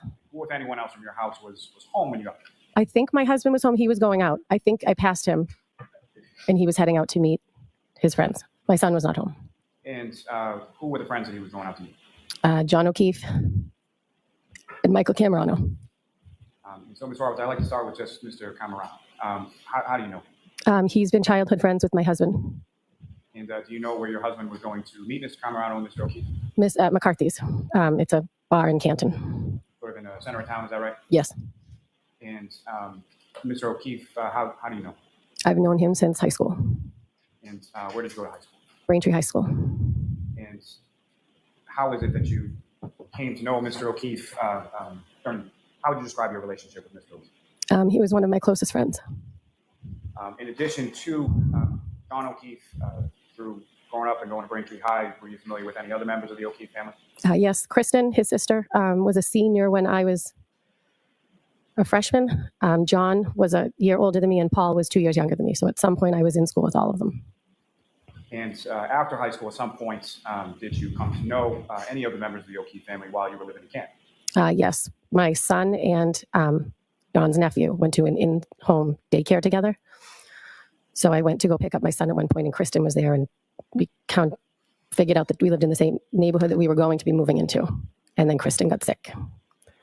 And during that time, sort of when you first reconnected with Kristen, about how old was your son and her son? My son was 18 months. Patrick he's almost a year older. And your son and Patrick Furbush, did they end up going to the same school in Canton? Yes, they went to home daycare. They went to preschool, pre-K. And by the time they got to elementary school, they got separated because they were troublemakers. But did they go to the same school all throughout? Yes. And what, if any, other activities did your son do along with Kristen's son, Patrick? Well, Patrick wanted to try hockey. So they did hockey together, and then he didn't like that. And they played baseball together since they were T-ball, like 4 or 5. Now, you mentioned that Kristen O'Keefe, or Kristen Furbush at that point, at some point after you met her, she got sick, is that right? Correct. Eventually she passed away, is that right? Correct. And, after she passed away, her husband also passed away? Correct. And at some point after that, what, if any, role did John O'Keefe have with reference to the kids? Well, when Kristen passed away, I was in touch with John, just seeing if they needed help with the kids, getting them to and from wherever, because I was down the street. Kristen passed away, and then he said, I might move in. Steve's got to figure out finances, but I might move into your neighborhood. And I said, oh, okay. And then when Steve died, John did move in, and he took over raising the kids. And fair to say that you were, with reference to your son being friends with his nephew Patrick, you would see him fairly often, and by him I mean John O'Keefe. Oh, yes, daily. Mm-hmm. And what, if any, at some point did John and his niece and nephew move from down the street from your house? Yes, they moved across town. So I live on the Milton side. He moved over sort of near the Stoughton side. About how far a drive is that sort of from your house to where you moved to? It was on Meadows, correct? Yes, it depends because Canton's terrible for traffic. Maybe 7 minutes, maybe 8, depending. And if it's in the evening, it's longer. And after Mr. O'Keefe and his niece and his nephew moved sort of across town, where did his nephew Patrick, where did he go to school at? He remained at the same school that he was at with my son.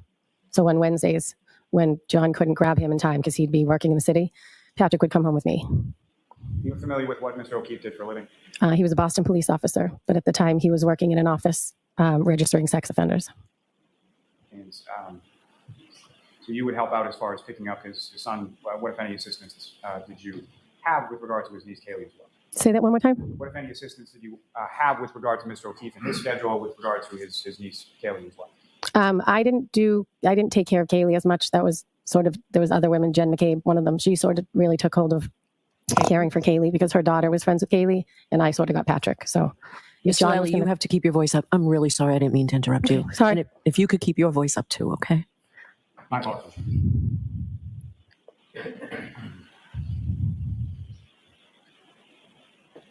And then through the years that you knew Mr. O'Keefe when you lived in Canton and your time being friends with him, what, if any, conversations would you have with Mr. O'Keefe in regard to any sort of relationships or dating or anything like that? Well, he dated a lot of people. So it depends. Your conversations with what, if any, sort of role would you have, or what if any, knowledge did you have in reference to the people that he dated? My husband, whenever he would go on a date with somebody, he would have my husband come meet them, sort of say, like, what do you think? And he had a couple of girlfriends that were very nice. Now, at some point, did you become aware of a person by the name Karen? Yes. And when was it and how was it that you first came to know that person? John called me and said, Karen and I are going to stop by because we had people over. And I said, who is Karen? Because I didn't know if he was going to bring someone from high school and surprise me with a random, I had never heard of her. And he said, you know who Karen is? The girl I'm dating. I said, nope, but okay. And then they came over that night. And do you recall when about that was? I think it was sometime in July. In July what year? What are we, 2020? Sometime shortly after sort of the COVID pandemic. Yes. How would you describe your relationship, if any, with Karen? She was like another person that took care of the kids. She took care of Kaylee and Patrick a lot, so I would coordinate with her if Ryan and Patrick were going to go to the golfing range, or if Ryan was going to go with them to the Red Sox game, that kind of thing. We weren't do lunch or hang out like girlfriends. Were there any occasions where you had sort of socialization or go out as couples or anything like that with Mr. O'Keefe? No, they came over our house one time, and then we'd do baseball tournaments down the Cape, and we'd all get together, but the four of us never went out. And just for clarity purposes, do you see Ms. Reed in the courtroom today? Yep. I do. Identify her as to where she's seated or an article of clothing she's wearing? Say that again? Could you identify as to where she's seated or an article of clothing that she's wearing? She is seated at that front table, and she has a black and white suit jacket. Go on, just ask the record reflect identification by the witness. Yes.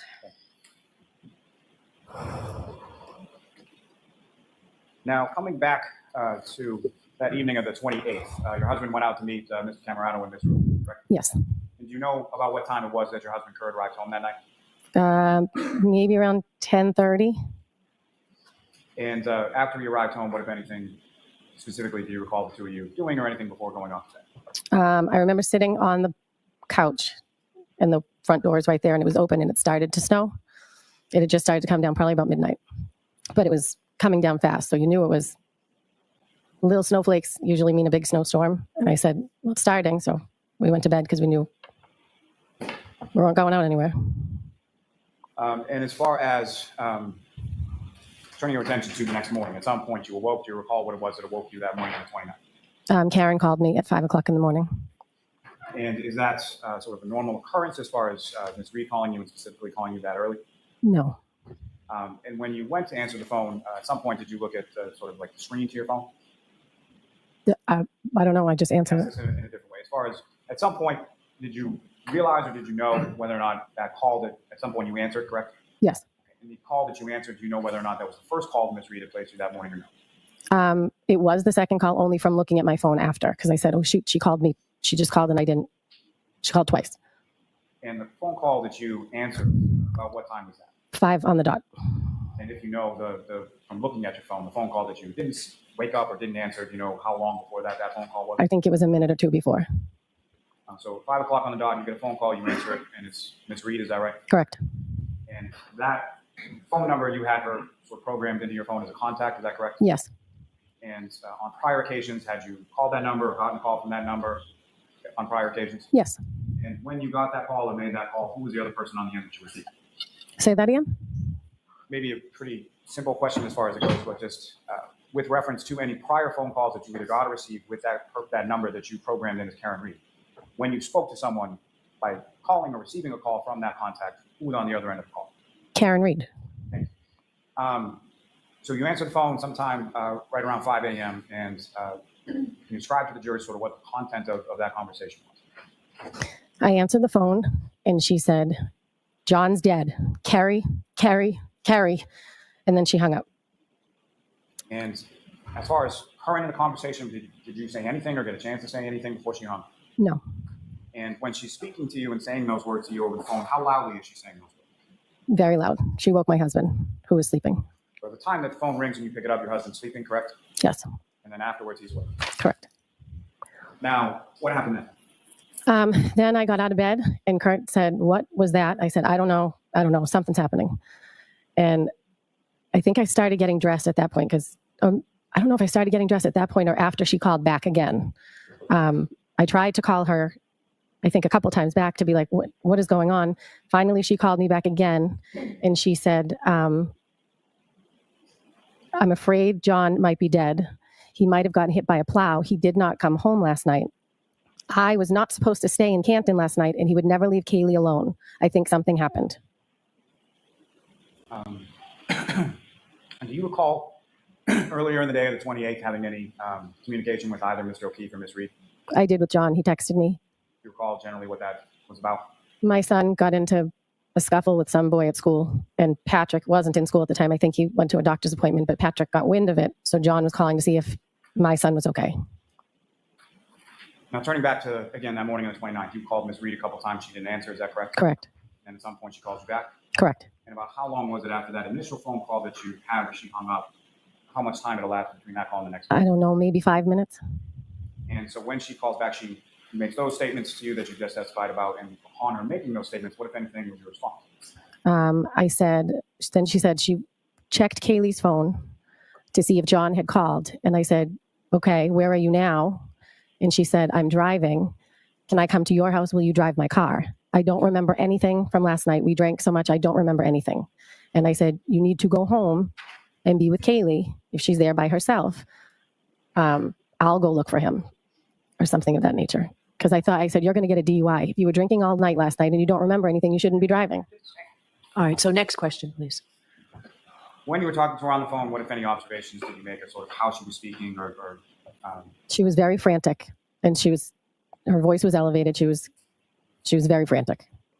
And the loudness that you were describing during the course of that first phone call, what, if any, observations did you make with respect to that in regard to the second? Same. Throughout the rest of the day, it was the same. Do you indicate to her that she needs to go home? Is that right? Correct. And what, if anything, did she say in response to that? She said, I'm going to come to your house. Will you drive my car? And I said, okay. And after that, what did you do from there? I started getting dressed. I think that's when I was starting getting dressed. And my husband said, where are you going? I said, I don't know. Something happened. John didn't come home.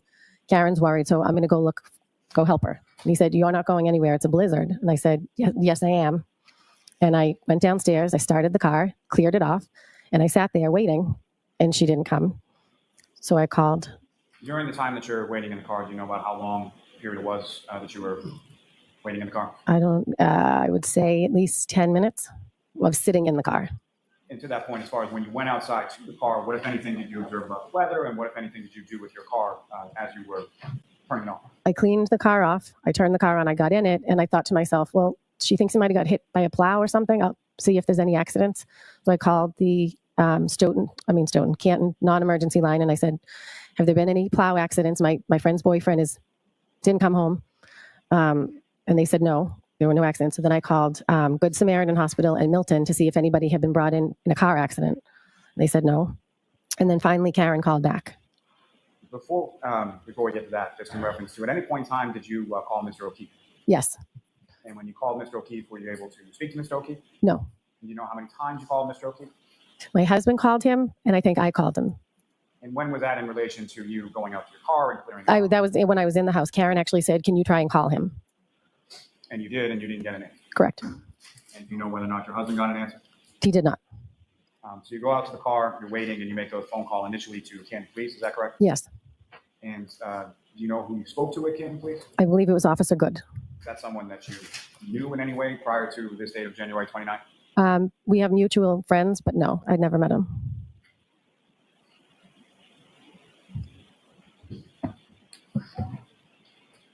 Now, you call the hospitals, and then at some point after you finish speaking to the hospitals, the defendant then calls you back, correct? Yes. And what, if anything, can you describe to the jury sort of what was content of that conversation that third time? She said, I said, "Where are you? I'm in the car." And she said, "I'm at Jen's house." And I said, "Jen who?" She said, "Jen McCabe. She's going to drive my car." And I said, "Okay, stay there. I'll come to there. We'll follow and we'll drop your car off. We'll just take my car and go look for him." And I drove to Jen's, and I pulled in the driveway behind them. I was still on speakerphone. Jen is driving. Karen's in the passenger seat, and we drove. I said, "Do you remember, did you look through the house? Could he be passed out somewhere in the house?" She said, I don't know. I didn't look." So I said, "Let's do that. Let's get in the cars. We're not taking 2 cars. It's a blizzard. We're going to go back to Meadows, and we're going to go look in the house first. He could be passed out behind the couch or on the floor. Who knows?" So we went to the house. Yeah, I'm sorry, before you get into that, just as far as directionality, where you're going at this initial stage, you are sort of directing what's going to happen and where you're going to go, correct? Correct. Now, you had mentioned that the defendant said she was at Jen's house. You asked Jen who, and she said Jennifer McCabe, correct? Objection. I'll allow it. With regard to Ms. McCabe, did you know her, or how did you know her prior to this morning of January 29th? I had met her once when John took her and I to Reebok because he got a 50% discount. So we would go periodically and get the kids' shoes. So John, and myself went to Reebok, got shoes, and then we went to the Hillside for lunch. That was it. I wasn't friends with her. Is that someone that you had programmed in your phone as a contact? Did you have her information prior to January 29th? No. And when you went to Ms. McCabe's house that morning, how was it that you knew where Ms. McCabe's house was at that point? I picked up Kaylee there a time or two for John and brought her home if I was heading that way, because Jen's house is on the way to John's. And so you go to Ms. McCabe's house, and can you describe for the jury sort of what you observe or what you see when you're first coming up to Ms. McCabe? I pulled in the driveway behind Karen's car, and Karen and Jen are in the car talking. I'm still on Bluetooth so I can hear them.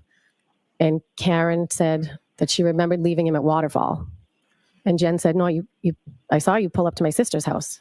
And then at some point in the conversation, she said, "What about my taillight? What about my taillight?" And I looked, and there was a piece missing, but it was caked on with snow. You could tell there was a little black hole, but there was snow like caked on it, and it was a blizzard at this point. Now, just as far as over the course of this early morning when you're making that drive from your house to Ms. McCabe's house, correct? Yes. So during that time, can you describe sort of what the lighting conditions were, what the roadway conditions were, what you observed as you were driving over there? It was not light out yet, and it was really bad driving. And bad driving in reference to snow, was that correct? Yes. And so you get to Ms. McCabe's house, and during the drive from your house to Ms. McCabe's house, you're speaking to both Ms. McCabe and Ms. Reed. Yes. And with reference, I think you've said a couple times as far as a Bluetooth. So as far as what you're hearing on the other side of the conversation, is it just one person, or are you able to hear sort of everything that's going on in the car? I could hear everything. It was like a regular phone call in the car. From where you were, your impression was it was hooked up to the speaker of the car. Correct. And when you get to Ms. McCabe's house, or what you were just testifying about as far as the taillight, when is it that you're making those observations? In Jen's driveway. And so about how far away from the defendant's car are you the first time that you see or your attention is drawn to this taillight? I was parked right behind them in the driveway. And can you describe which part of the vehicle you're looking at as far as which taillight that you're observing this damaged? The right passenger. And so from there, as far as Ms. McCabe's driveway, you make these observations. Where is it that you go from there? Say it again?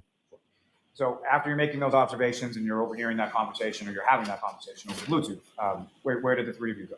We went to Meadows, to John's house. And how was it that each of you sort of got from Ms. McCabe's house to John's house on Meadows? Jen drove Karen's car, and I followed behind in my car. And when you arrived there, where did you go? Where did you park? I pulled in right behind She pulled her car sort of in front of the garage bays, and I pulled in the driveway behind her. And when you say she, do you know who was driving? Jen McCabe, sorry. Driving and Ms. Reed's in the front passenger seat. Correct. And you're driving your car behind. Correct. And what kind of car did you have? A Ford Explorer, Do you recall what color it was? dark gray. And as far as Ms. Reed, do you recall what kind of vehicle she had at that point? A Lexus SUV, Recall what color that was? black. Now, with respect to Mr. O'Keefe, do you recall what kind of vehicle John O'Keefe had? He has a Traverse. And do you recall what color that was? It's like a beige green. Your Honor, with the court's permission, if I could ask to publish what's been marked as exhibit number 2. Okay.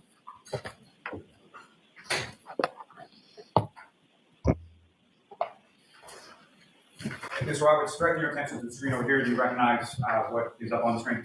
That's John's house. And does that seem like a fair and accurate portrayal of what John's house looked like at around the time January 29th when you went over that morning? Much snowier, but yes. Oh, I said it was much more snow, but yes. Now, not visible in this particular photograph with the driveway that you're talking about, facing Mr. O'Keefe's house in Meadows Ave, as we are in this picture, whereabouts would the driveway be, to the left or the right or something? To the right. And, Your Honor, with court's permission, if I could ask to publish what's been marked as exhibit 91. Okay.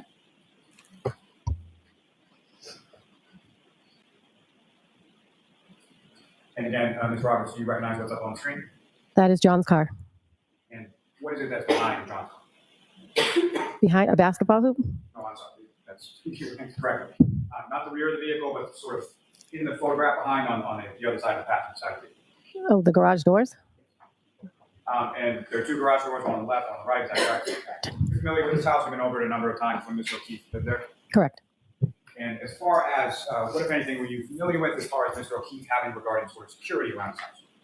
Security, he has a Ring camera that was in the driveway and a Ring camera that was at the side door. And with regard to the garage itself, as far as you've been in there as well? Yes. And so what is behind the left door of the garage? His big old blue convertible. And on the right side of the garage, what, if anything, is in behind it? Nothing.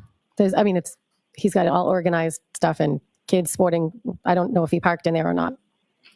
Now, as far as how Mr. O'Keefe kept his garage, kept his home, was there a particular way in which he kept it when he lived there, Neat freak. I'm sorry, what was that? He was a neat freak. Okay. And as you enter into this garage, what, if any, access would you then have to inside the home? There's a set of stairs and it brings you right into like the mudroom, which leads into the kitchen.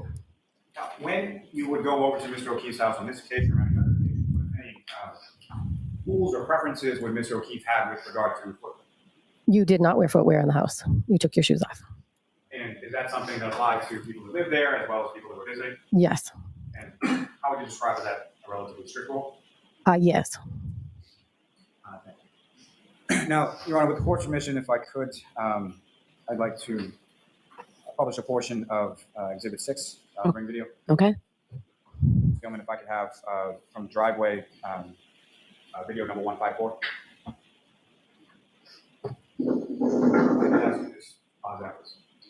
So, Ms. Roberts, do you recognize what's up on the screen? Yes, that's Karen's car and my car, and John's is in the background. Now, in front of you on the desk, there should be a laser point. It's not just. Oh, thank you very much. Thank you. So, pressing on that button and pointing sort of at the screen, if I could ask you to direct the jury's attention to where you see Ms. Reed's vehicle, where you see your vehicle, and where you see Mr. O'Keefe's vehicle as well. That is John's car. That is Karen's car. That is my car. Is this a fair and accurate portrayal of sort of where the cars were and what things looked like when you first arrived at Mr. O'Keefe's house, coming from Ms. McCabe's house? Yes. Ms. Gilman, if you could. Positive. Now, with reference to any individuals that you observed in this video, again, using the laser pointer, could draw the jury's attention to who you observed and where. That is Jen McCabe, and that is Karen Reed, and that's me. And at some point, you enter in through the garage, is that right? Correct. Now, as far as the garage doors were concerned, when you came back that morning, what, if anything, did you notice about the garage? The right garage door wouldn't close. So it was open when you arrived? I don't recall if it was open when we arrived, but when we were leaving, it wouldn't close. And do you recall, do you have any idea of how that mechanically work, like how you would open, how you would close the garage door? Yeah, there's a code on the side. And at any point in time, when we noticed that the garage door was open, were you or any of the people that you were able to close that door? No, And so was that the door that you entered into in order to get into the garage, to get into the mud, and take off your shoes and go out? correct. And when you came into the house that morning, and you went into the mud, what, if anything, did you do with your shoes, and what, if anything, did you observe Mr. Cape and the defendant do with their shoes? Jen and I both had taken our shoes off in the sort of steps in the garage before we entered into the mudroom. We took our shoes off, and Karen just walked in. And Ms. Gilman, if you could just play the video for me.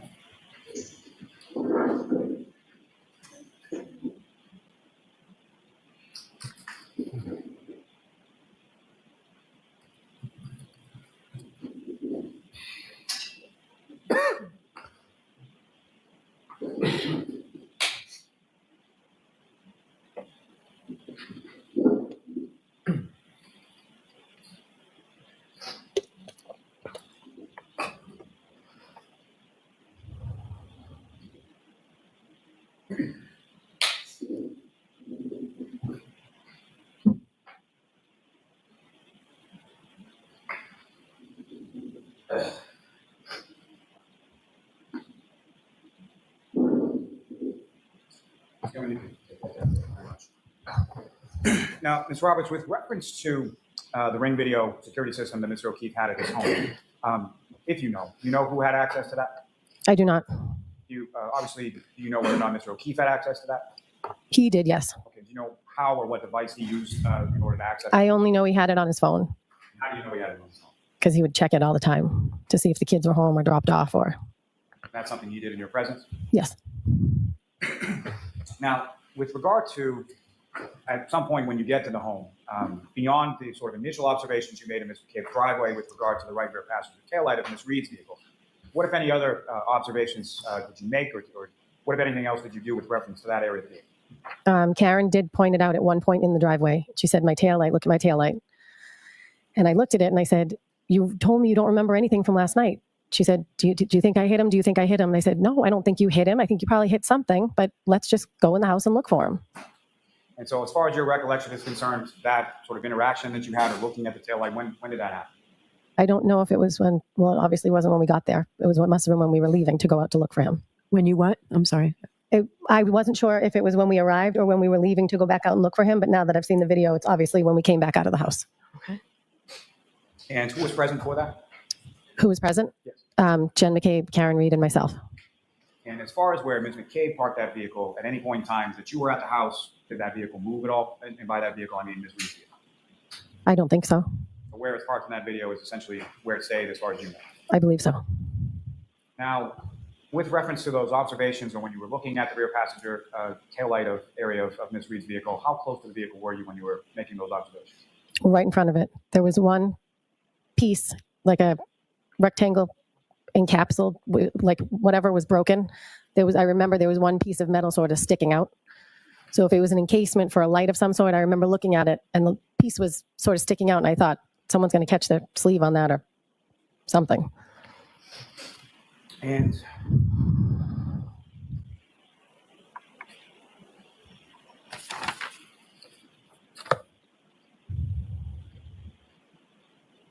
now from there, when you arrived at the house, you go into the house to take off your shoes. What happened there? I started looking. Jen started looking. Karen, her and Jen went upstairs. I started looking downstairs. I started looking on the other side of the couches to see if maybe he passed out somewhere. And then I went upstairs and Karen was standing in John's room. The bed was made. She was just standing there. And Jen had gone in to talk to Kaylee. And then I said, all right, let's go. Now, He's not in the house. He's not in the house. As far as your knowledge of Mr. O'Keefe, him not coming home when any of the children were home, was that something that was normal? Him not coming home if the children were home? Yeah, he would not do that. And obviously you knew Kaylee was there, but what, if anything, did you know as to where Patrick was at that time? He was at a friend's house. And was that something that you knew independent of this morning or what had transpired up to that point? Say that again? How did you find out that Patrick was at a friend's house? So you know. Karen said, I said, where's Patrick? She said he's at his friend's. So you were in the downstairs area of the home, is that correct? Yes. And looking through the rooms, you didn't find Mr. O'Keefe, correct? No, Now, at any point in time, did you go upstairs? I did. And when you went upstairs, where in the upstairs did you go? At the top of the stairs is John's bedroom. So I looked in there. I looked in the bathroom. I looked in the closet. I looked in Patrick's room. I looked in the other two bedrooms, and Kaylee was in her room. So Jen was in there, but I was looking through the house. And as far as Mr. O'Keefe's bedroom, when you looked in there, what, if anything, did you observe as far as the condition of the bed? The bed was made. You mentioned you looked in a variety of different rooms on the second floor. You said sort of 2 other rooms. What, if anything, were those other rooms used for, if you know? I think one of them was a computer room. It was the room that faced the front of the house, and the back room had a bed in it that Mrs. O'Keefe would stay in when she would stay over. And again, just to be clear, when you say Mrs. O'Keefe, you mean John's mother? John's mother, sorry. And as far as the computer room, who, if anyone, had access to that, if you know? Had access to the computer room. Yes. What was it used for? Space? Oh, there was a desk with a computer or laptop. Did you know whose laptop that was, whether it was John's, whether it was the defendant's, whether it was kids? I don't know if it was the defendant's at the time, but John's laptop used to be in that room.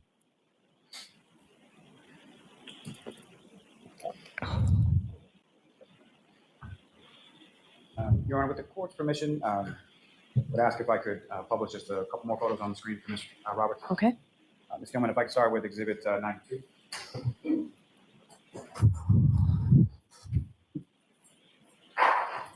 Ms. Roberts, directing your attention up to the screen, do you recognize what's depicted in that photograph? That's Karen Reed's Lexus. And specifically, if you could, using the laser pointer in front of you, direct your attention to where you observed damage. That's where the metal piece I was describing was. As far as what's depicted in this photograph up on the screen, is that consistent with what you observed in Mr. O'Keefe's driveway and Mr. McCabe's driveway when you saw it that way? Well, caked in snow, but yes. Well, absent the snow, yes. Yes. And Ms. Gilman, if I could have the next exhibit number 92. Again, Ms. Roberts, do you recognize what's depicted in this photograph?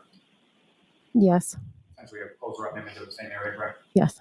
And what's depicted in this closer-up image, is that also consistent with what you observed in Mr. McCabe's driveway and Mr. O'Keefe's driveway that way? Yes. Now, Your Honor, with the court's permission, I would ask again if I could publish a portion of what's been marked as Exhibit 41. Okay.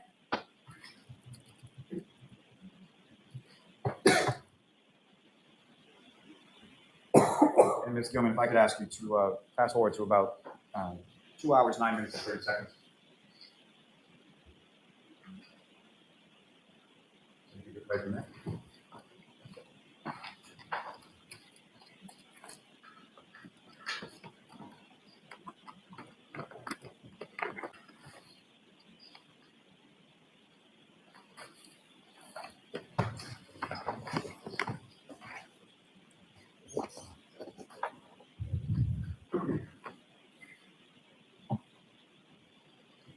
Just going to do the pause there.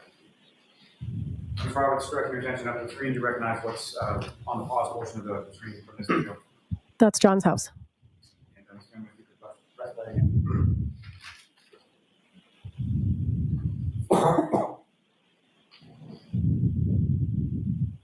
Ms. Gilman, if you could pause. And again, Ms. Roberts, directing your attention up to the screen, do you recognize what's sort of in front of the camera in this particular portion of the video? That's Karen's car and John's car. And where you observe Karen's car and John's car, again, if you could just, using the laser pointer, direct your attention to where you observe each of those in this film right here. That's Karen's car. That's John's car.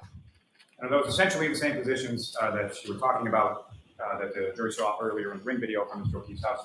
Yes. Your Honor, may I approach? Yes.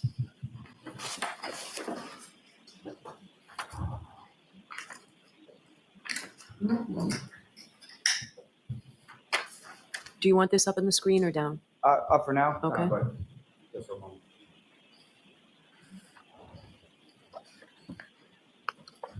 So, Rob, I'm going to show you just 2 photographs. Ask you to just look at those when I'm finished.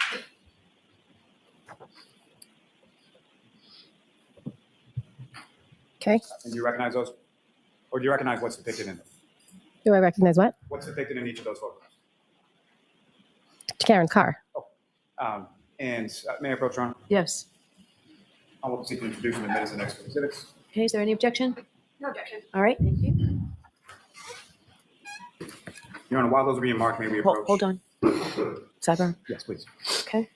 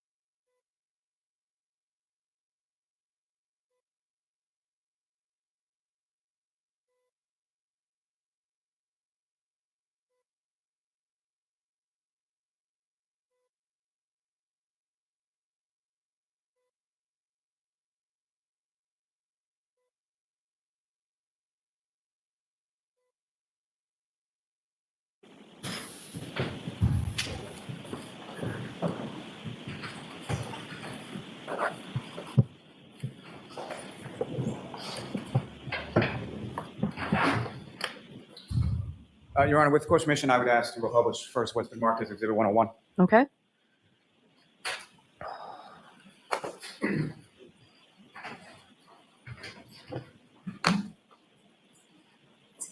And Ms. Roberts, what's up on the screen now is Exhibit 101.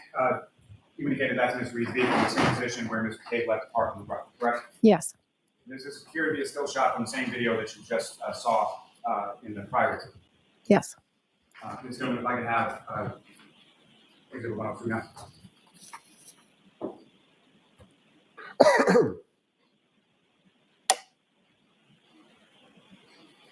And Ms. Roberts, what's up on the screen? That's the second photograph that I showed you just a moment ago. Yes. That's essentially a closer up or zoomed in image of what's in the same still image that you saw in the prior, correct? Yes. And again, if you could, using a laser pointer, just direct the jury's attention to the damage that you observed on the right rear passenger tail light of Ms. Reed's vehicle that morning. Okay. You can take it.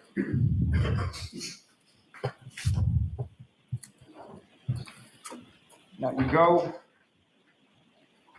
look through the home, you don't find Mr. O'Keefe, and what happens then? Then I said, let's go look for him. If he might be walking home, or if you thought he got hit by a plow, let's just, and Jen and Karen wanted to go back to 34 Fairview where they were at Jen said she saw her pull up to 34 Fairview the night before. So Karen really wanted to go back there. I was the one that said, no, let's drop a car off, go to Meadows and look through the house, and then we'll start looking if he's not in the house. So that's what we did. We got in the car and we were going to head back to Jen's sister's house.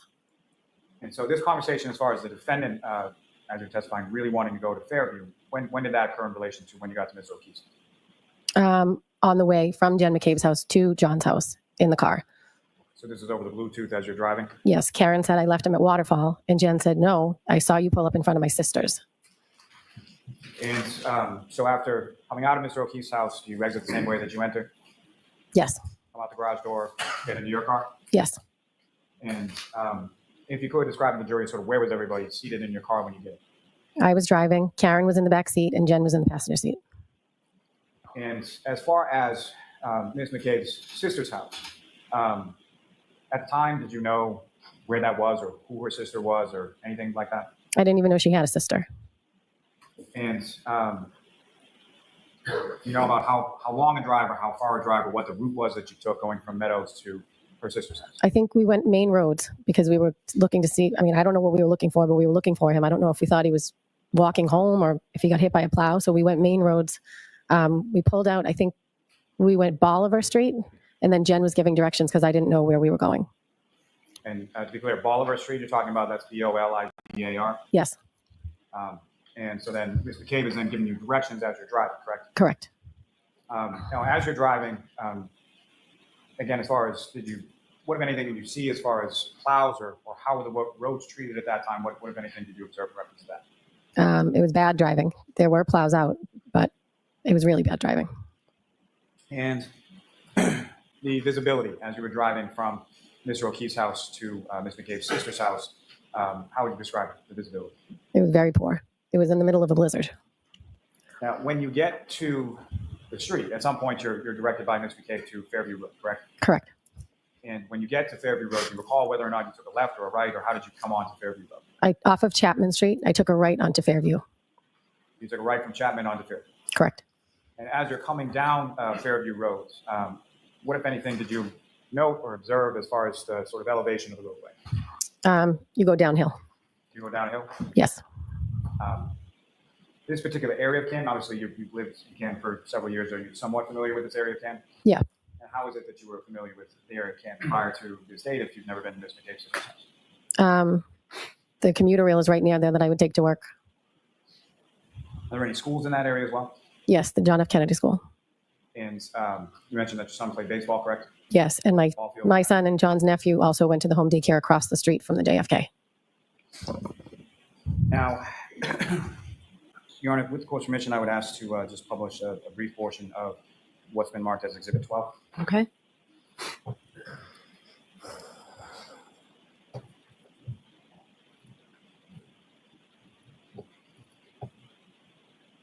Gentlemen, what I'm going to ask is if you could push this video forward to 2 minutes and 30 seconds.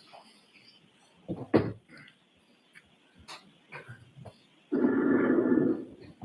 sorry, computer playing there.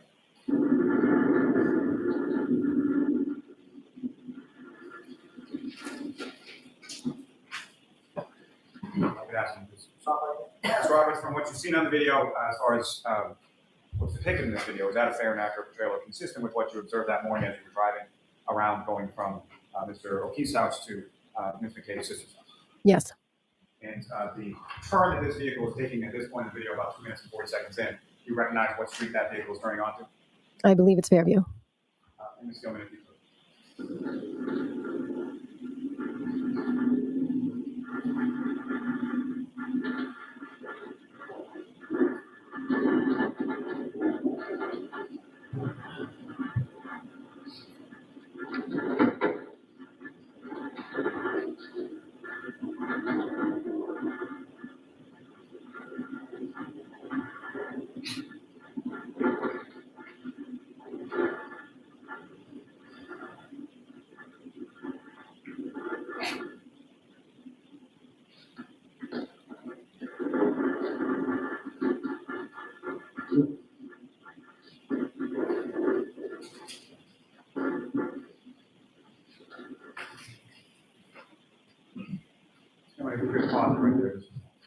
Now, Ms. Roberts, as you're driving from Mr. O'Keefe's house to this address on Fairview Road that you've never been to before, what's going on inside the car? Karen was frantic. She wouldn't put her seatbelt on, and I was getting nervous because we're driving in a blizzard. She kept leaning in between the two seats. I think at some point she was texting in the back seat, and then she'd be leaning. She was just frantic the whole morning. And as far as her screaming, do you recall anything specifically that she was screaming or what, if any, sort of conversation was going on in the car as you were driving? There was some conversation about a woman I didn't know that was Bella's mom. And she said, Bella's mom never liked me. I think Bella lived near Jen's sister, maybe. I don't know. Some conversation about Bella's mom, and Karen said she didn't like me. And do you recall where you were in your travels when that topic of conversation came up? No, I don't recall. Now, in reference to following that, what, if anything, did you say in regards to any other sort of women? Any other what? following that conversation in regard to Bella's mom, who you didn't know, what, if anything, did you say or introduce into the conversation? Fairview Road runs along Spring Street, I think it is, Spring Lane. So Spring Lane and Fairview are both off at Chapman Street, and there was a woman he dated that lived on Spring Lane. So when Jen was telling me where her sister's house was, I said, I don't know where Fairview is. And she said, it's near Spring Lane. And I said, oh, where the dance instructor lived. John had once dated a dance instructor. And then Karen said, do you think he could have gone there? Do you think that's where he could have been? No, I was just using it as a reference point. She said it's near Spring Lane. And I knew that the dance instructor lived on Spring Lane. And just to be clear, when you say the dance instructor, this would be for his niece, Kaylee? Correct. And you indicated that the two of them, being Mr. O'Keefe and the dance instructor, had dated at some point in the past, right? Yes. How long ago was that? Oh, it was when Kaylee was little. She was probably like 5. So almost 10 years before this date that you're driving along. Now, as you're driving along and driving down Fairview, what is it that you're doing? What, if anything, do you observe MCCABE doing? And then what, if anything, do you observe the defendant? Well, we were looking for John walking or wherever he may be. So I'm driving and looking on both sides. And I think Jen was looking on both sides. And Karen she would be in the back seat, then she'd be in between us, then she'd be in the back seat, and then in between us. And as you came down the hill on Fairview, what, if anything, what happened then? Jen said, my sister's house is right up here. And all of a sudden, Karen said, there he is, there he is. Let me the F out of this car. And she started kicking the door. And how was she kicking the door? With her feet. Well, how was she kicking the door? How hard was she kicking? Pretty hard. I mean, she wanted to get out of the car, but it was locked because once you start driving, the back doors lock. So I looked over and I didn't see anything. And I looked at Jen and I said, she's crazy. And I unlocked the door and I sat back and watched. And she ran over to a mound of snow. And so as the time you're driving down the road, have you seen anything, as you're driving down, sort of looking at the side of the road, have you seen anything on your side of the vehicle? No. And when you say she gets out of the vehicle, is it your side or passenger side where Mr. Cave is? That The driver's side. So she gets out of the driver's side of the vehicle on the back passenger, correct? Correct. And how quickly does she go sort of from your car to where she ends up? She ran over to the mound. And at that point in time, even when she runs over, could you see what she was running over to? At some point, I realized it was the shape of a body. And when was that you realized? When in this sort of sequence were you able to realize that? That was in seconds. Once she ran over to his body, I said, oh my God. And she lifted up his shirt and started to lay on him.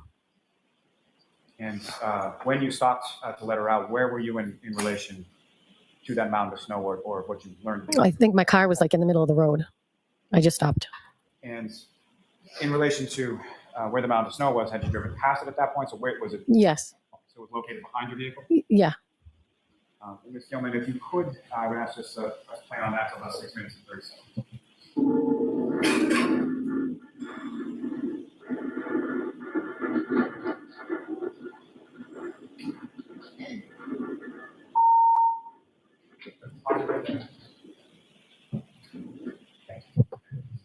Okay. What's depicted in the screen in front of this camera angle? Do you recognize what that is? That's my car. Is that essentially where you parked your car when Ms. Reed started kicking the doors and got out and ran over? Yes. Could just press play for a moment. Now, from this video, do you see where in relation to your vehicle, Mr. O'Keefe, where you found Mr. O'Keefe? With the pointer? Okay. Ms. Gilman, if you could, again, just play for about this to happen.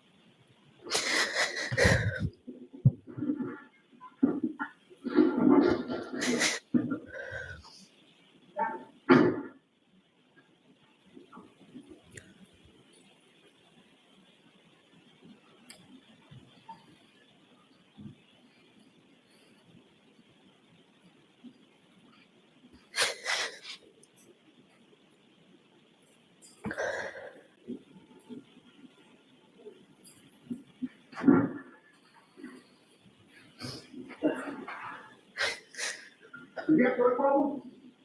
You can run. Huh?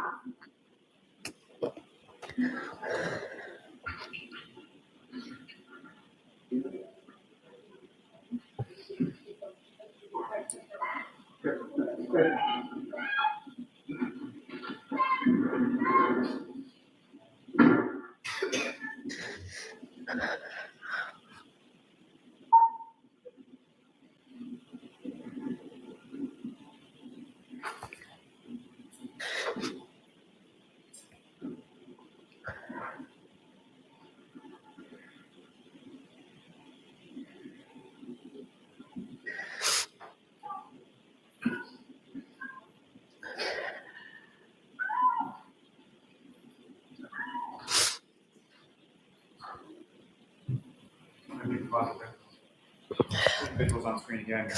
But just using the way the pointer directed your attention to those are.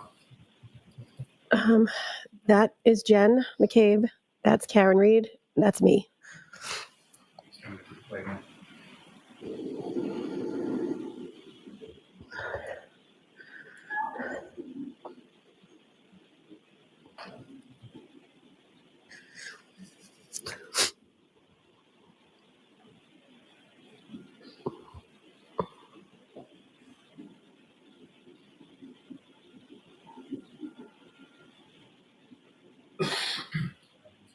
Take that down.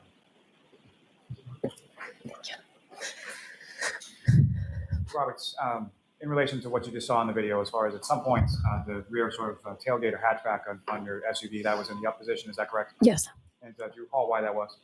because I was having Jen get the baby blankets to wrap around him out of my car. And is that something that you just sort of have in the back of your car at all times? Yeah.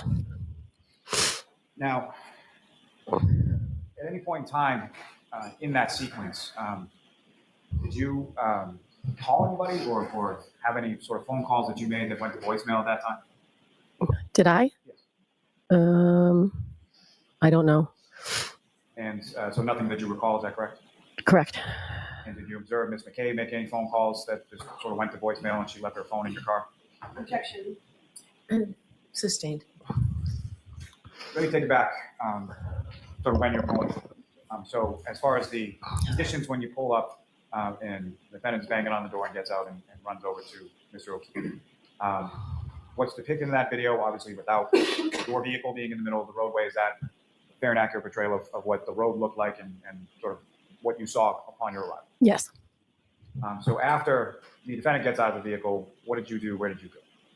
When I realized it was him or someone, I ran over and I dug his head out of the snow. And to recall, you recognized the person in the snow as Mr. O'Keefe. Once I dug his head out, yes.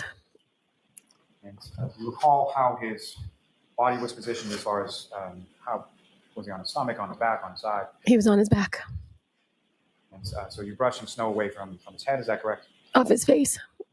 And when you were brushing the snow off his face, what, if anything, did you observe about his face or the condition of him at that? He had blood coming out of his nose and his mouth. And his right eye it looked like a golf ball. His left eye was fine. But the right eye looked like a golf ball. Now, you mentioned that you wiped some snow from around his head. What, if anything else, did you observe on the rest of his body? He was bleeding in the back of the head. So when I was wrapping I don't know why I was wrapping blankets around his head, but I didn't know. He had a cut on the back of his head. Do you recall which side of his head that cut was on? I don't. It just was blood on the blanket that was under his head. Now, as far as the rest of his body, did that have snow on it as well? Say it again, I'm sorry? The rest of his body, separate from his head area, what, if any, snow did you observe on the rest of his body? He was completely covered. And you know about how much snow was covering the rest of his body? I would say like 4 inches, maybe 3. I don't really remember exactly how many, but he was covered. And so with reference to Mr. O'Keefe and when you arrived there, 3 of you being you, the defendant, and Ms. McCabe, what is it that you were doing when you first sort of come over to Mr. O'Keefe? Well, Karen was laying on top of him and I told her to get off him because I was going to do CPR. And I said, Jen, you need to call 911. And I started CPR on his chest compressions. And then Karen was giving him mouth to mouth. And as far as CPR goes, is that something that you had any training in prior to this? Yes. And can you tell the jury a little bit about that as far as what, if any, training did you have as far as CPR was concerned? I get CPR certified every 2 years through the American Red Cross at work. So you start doing chest compressions, is that right? Correct. And you direct Ms. McCabe to call 911? Yes. And what was the defendant doing at that? She was doing mouth to mouth and she was frantic again, running around. And as she was running around, what, if anything else, was she doing or saying while she was running around? Did I hit him? Did I hit him? Is he dead? Is he dead? Is that something that she said once or more than once? More than once. And similar to sort of the tonality or the volume of the voice that you were describing before, was that consistent when you're there sort of in front of the house? Yes. Now, in relation to where you were with Mr. O'Keefe, obviously you've never been in this house before, is that right? Correct. What, if anything, did you observe as far as overhead lights or street lights or anything like that around that area where you found Mr. O'Keefe? There was a fire hydrant and there was some weird like electrical box thing sticking out of the ground. But you don't recall any sort of like overhead lights or anything like that? I don't recall. Now, this process of you sort of doing compressions and Ms. Reed is doing mouth-to-mouth and then running around, is the mouth-to-mouth that she's doing, is that sort of consistent or is it intermittent between, when is the running around in relation to the mouth-to-mouth? I don't remember which was first. Or I was concentrating on doing chest compressions. And so while you're doing chest compressions, at some point do first responders start to arrive? Correct. And about how long was it from the time that you sort of get out of the vehicle, go over, realize it's Mr. O'Keefe, et cetera, and to when the first responders arrived? I don't know. Wasn't long. Maybe under 10 minutes. During that time, or during any amount of time that you were there, did you see anybody from any of the houses on the street come out of the house or any neighbors come out or anything like that? No. Once, if you recall, do you recall whether it was police or fire or ambulance or who showed up first? I don't know. I think the police showed up first or the EMTs. I just know the EMTs came over and said, we'll take it from here. I wasn't paying attention to what else was going on. So you're sort of focused on the chest compressions, and at some point, some paramedic comes over and tells you they've got this. Yes. And so after that, where did you? After that, where did I go? I stayed in the area. I think I went back over to the car.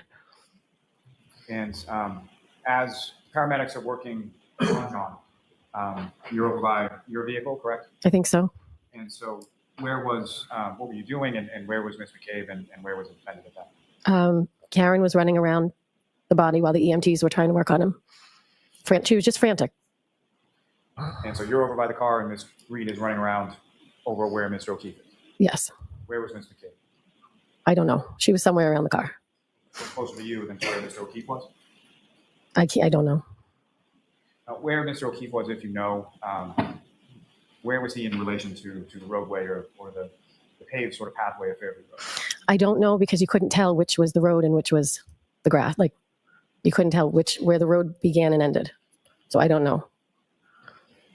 Now, you described the defendant sort of running around Mr. O'Keefe frantically.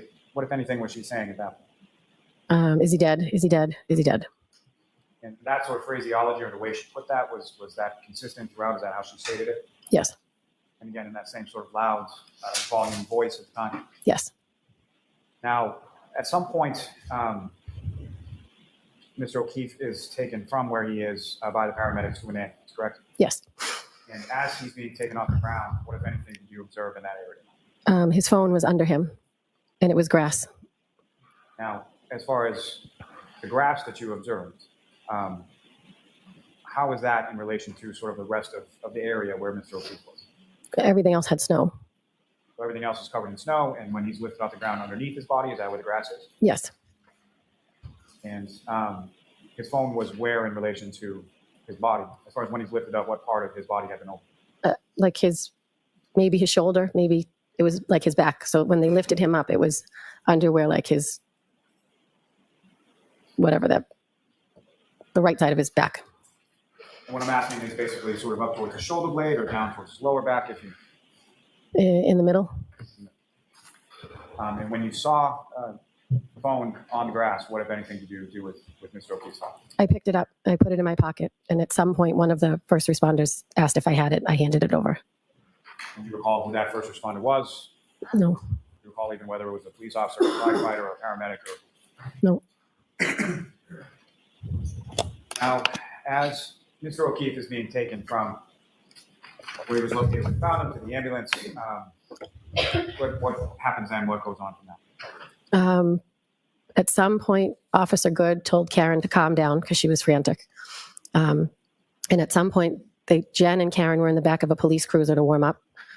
I was standing outside watching the ambulance because I could see in through the ambulance that they were moving things and working on them. And so what, if any, conversation did you have with the defendant and or Ms. McCabe in reference to what you were seeing through the back of the ambulance? I said, they're working on him. They're working on him. And at one point, Karen grabbed the front of my jacket and screamed in my face and said, are they working on him? Is he alive? And I said, they're working on him. They're working on him. They wouldn't be working on him if he was dead. And then she had us hold hands and pray. And then at some point, she had blood on her hands, and she told us she had her period. So I think she was just in a state of shock, maybe. And what, if anything, did either you or Ms. McCabe say to her when she said that? We said, no, that's not your blood. That's John's. And what happened Then the ambulance drove away. And if you know about how long was it from the time that you were told by the paramedic to step away from Mr. O'Keefe, they had this, from that point to when the ambulance drove away? I don't know. I don't think it was long. I watched them work on whatever they were doing in the back of the ambulance, and they got in the ambulance and drove away. And after the ambulance left, where did the three of you go, or where did you go? Where did Ms. Reed go? Where did Ms. Karen, I had her in my car. Jen was going up to the door to her sister's house, and I said to the police, I had been on the phone now. I had called Mrs. O'Keefe. I had called John's mother. I had called John's father. At some point, Karen was on the phone with John's sister-in-law, Erin, telling him John's dead. So I grabbed the phone from her. I said, he's not dead. He's in the back of an ambulance. He's been in an accident. And she said that Paul was going to go, John's brother, to the hospital that they were bringing John to. So I spoke to I called Mr. O'Keefe. He didn't answer. Next question. That'll stand. The next question. So you call Mr. O'Keefe and Mrs. O'Keefe John's parents? Correct. At some point you have a conversation with them, correct? Correct. And do you know why it was that Ms. McCabe was going into the house on Fairview? Do you know why? To wake her sister, I think. And after those conversations, so you grab the phone from the defendant, you speak to Erin O'Keefe, correct? Yes. And following those conversations with members of the O'Keefe family, where is it that you were going? I asked Mrs. O'Keefe if she had four-wheel drive, and she said no. And Mr. O'Keefe had a van that didn't have four-wheel drive. So I said, I'm going to come get you, and I'll take you to the hospital. All right, so why don't we end this now for lunch, okay? All right, jurors will take a luncheon. Lisa, Ms. Roberts, when the jury will hold it. Yep. Good to be closed and leave your books on your chairs. All rise, jury out.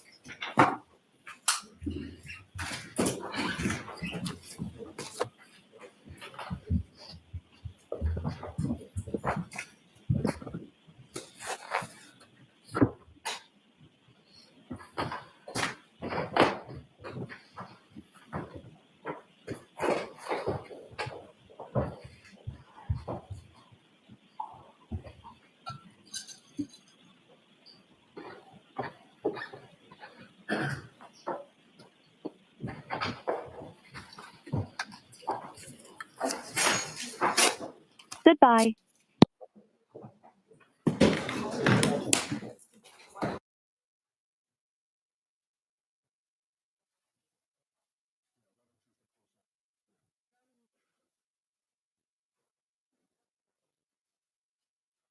Back just from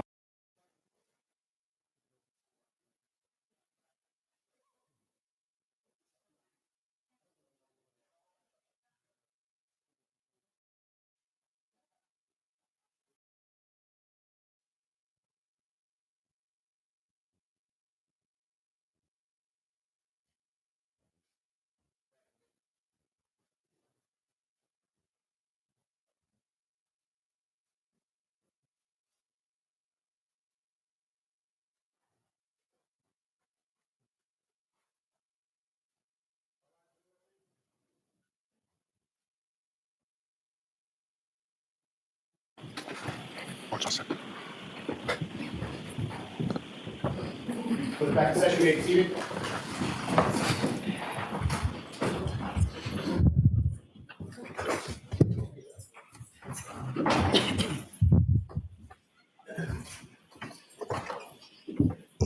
All right, Mr. Lally, whenever you're ready. Thank you. Good afternoon, ma'am. Good afternoon. So if I could take you back just for a moment, I apologize for this, but just for a moment back to when you first, where Mr. O'Keefe is on the grass, and at any point in time when you observed him, what, if any, observations did you make as far as how Mr. O'Keefe was dressed at that time? Was he dressed? Yes. he had jeans on. I couldn't really tell because he was covered in snow, but I know that I think he had 2 layers on because when the defendant lifted his shirt. Do you recall if any one of those layers was like a winter jacket or any kind of heavy coat or anything like that? No. I'm sorry, no, you don't recall or no? No, it was not a coat.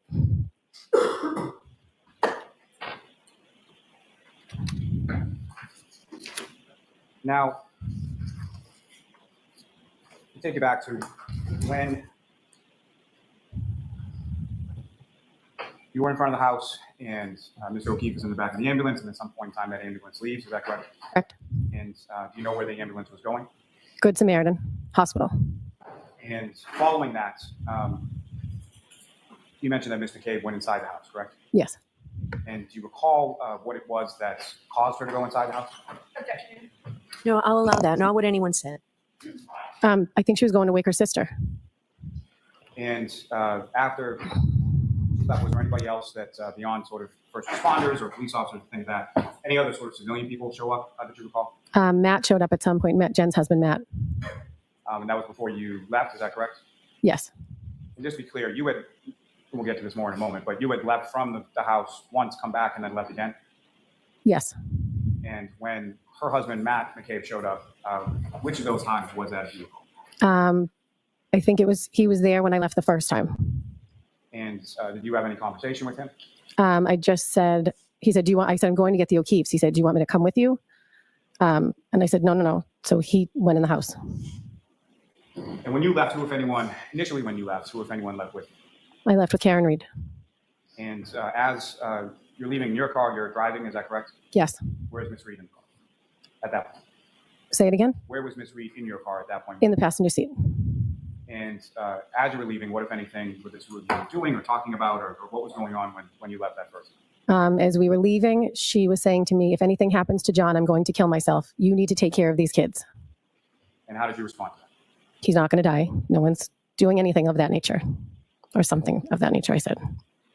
And as far as you're driving away from Chapman and you're facing towards Cedar Crest, is that right? Yes.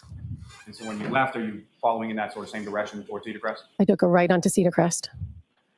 And then where did you go from there? And then I got to Dedham Street, and I went to take a right. And then Officer Good let me go to pick up the O'Keefes to take them. I had to give him my phone number so that he could get in touch with me if he needed to. So he did call, and he said, do you have Miss Reed with you? And I said, yes. And he said, please bring her back. Her parents have called in a suicide.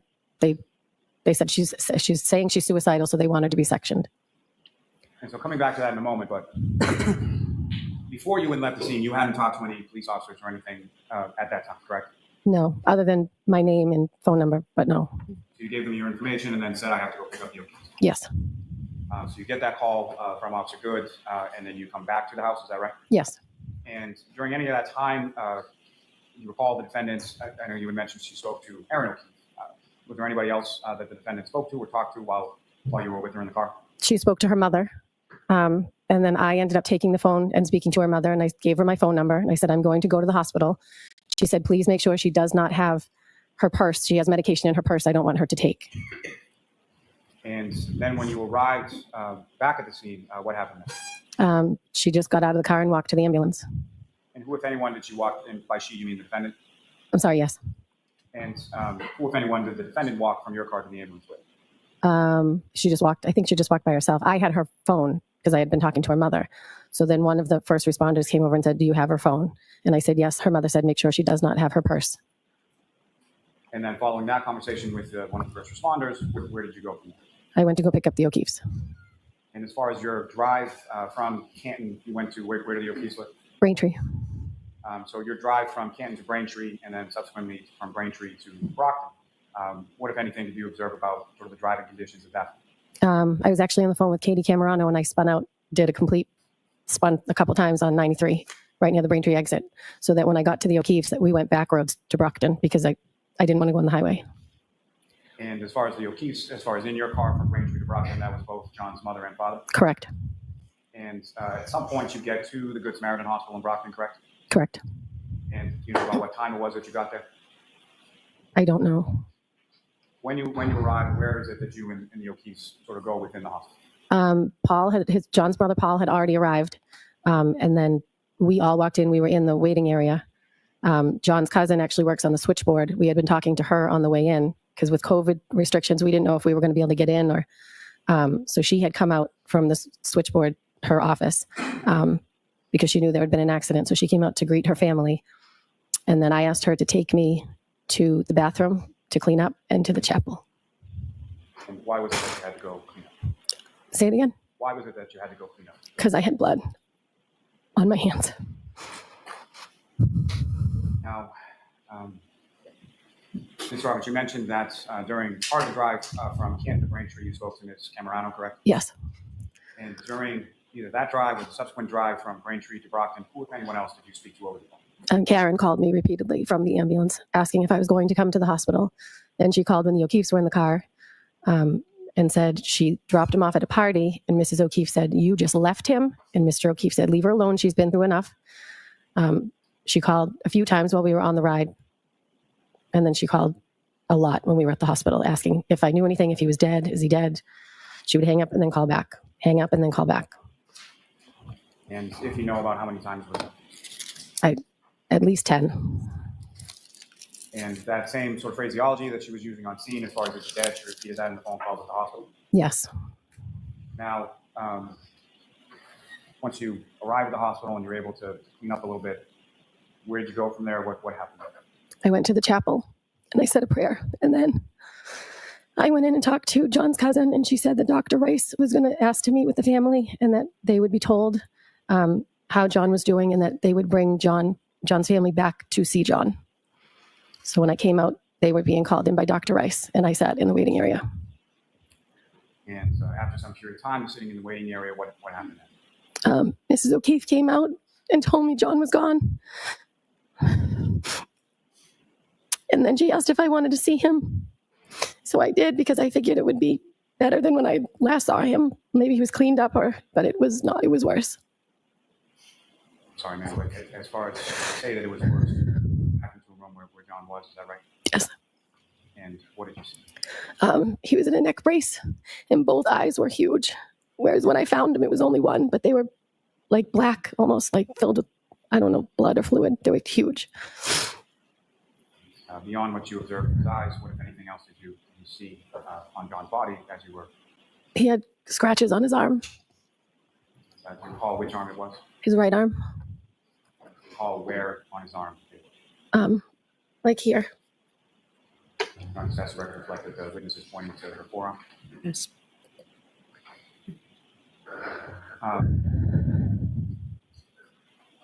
Following that, as far as going in to see John, what happened then? We came back out to the waiting area. Mrs. O'Keefe wanted to get his necklace off, but I couldn't get it. So her and Paul went back in to get the necklace off. And Karen had called me at some point from the hospital and said, "My father's going to be coming. Can you just keep a lookout for him?" So I said, so when Mr. Reed, her father, walked in, Mr. O'Keefe recognized him and he said, "That's Karen's father." So I went over and I said, "Mr. Reed, Mr. O'Keefe would like to speak to you." And then I just stood there. I didn't know what to do. And at some point, did you leave from the hospital? I did. I took Mr. O'Keefe in my car, and Paul took Mrs. O'Keefe in his. And where did the two vehicles, where did you go? I dropped Mr. O'Keefe off at John's house, and then I went home. And without getting into too much detail as far as the road conditions that you described earlier, how were they? It was absolutely horrible. I told Mr. O'Keefe, if you see a front door in your vision, we are about to hit a house, because I can't see where we're going. And my windshield wiper broke. Now, so you dropped Mr. O'Keefe off at John's house on Meadows, is that right? Yes, And Ms. Reed's vehicle, was that still there at that point? I think so. I don't recall, but I think so. And then you went home, is that correct? Yes. Later on that day or that afternoon, if anyone came to your house to speak to you in regard to what? There were 2 officers, but I don't remember their names. And do you recall which department they were from? The state police. As far as the officers that came to your house and spoke to you, you don't recall their names, is that correct? I don't. Do you recall if either one of them was a Trooper Proctor? It was not. And where in your house did you speak to them? In the dining room. And did they speak to anybody else at your house at that time? My husband.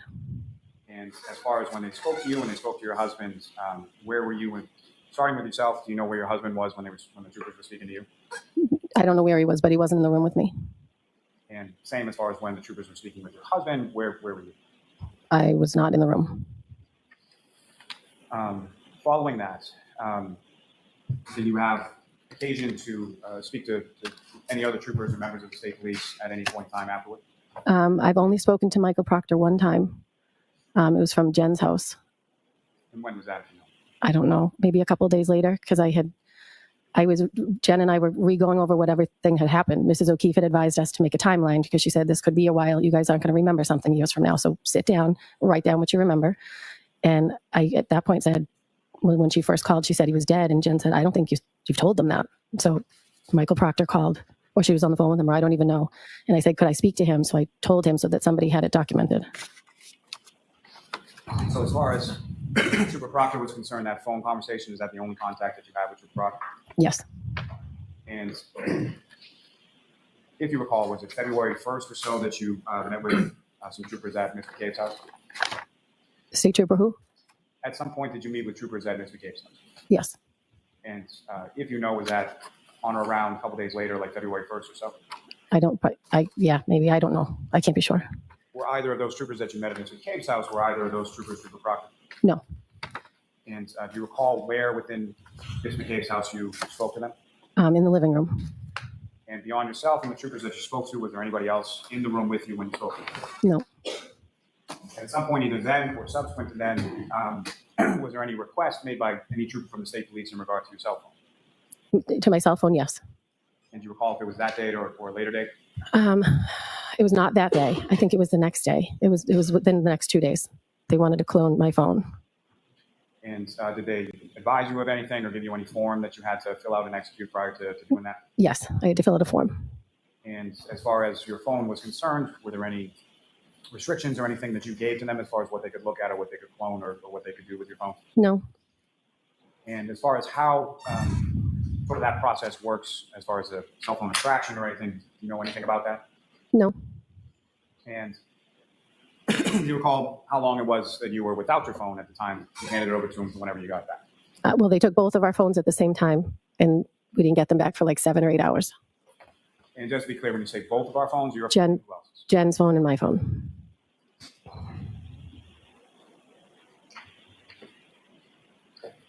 Now, at some point or at any point, did you give any kind of interview or have any conversation with any officer from the Canton Police in regard to what happened that day? No. And are you familiar with a Canton officer named Michael Lang? Yes.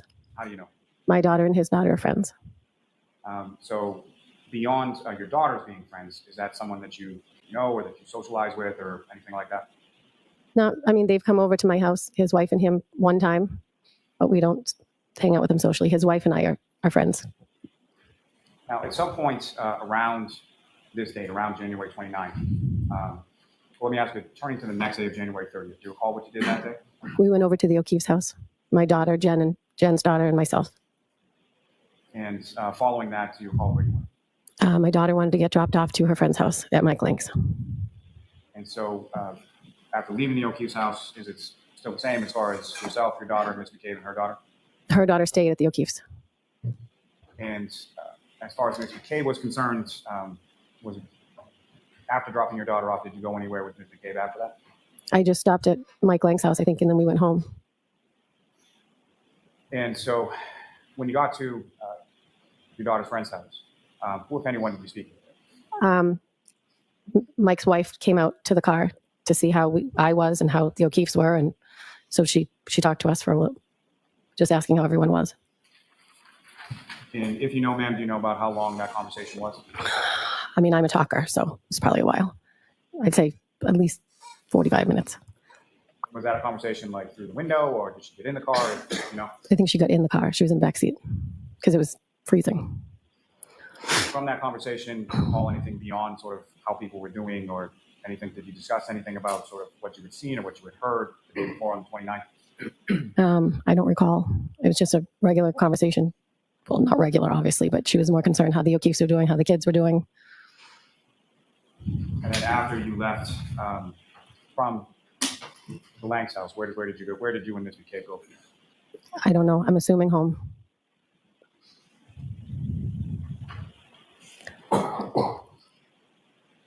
I may have a moment here. Yes.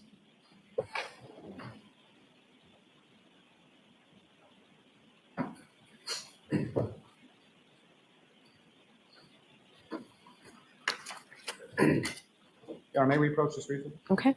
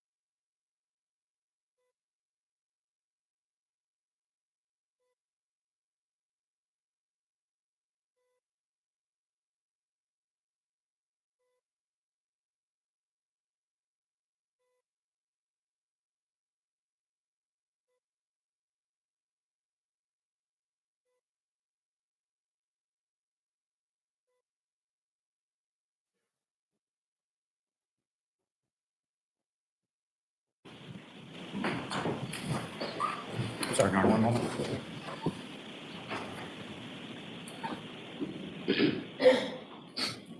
I have no further questions for this witness, Your Honor. Okay, Ms. Little? No questions, Your Honor. Okay. All right. Oh, thank you.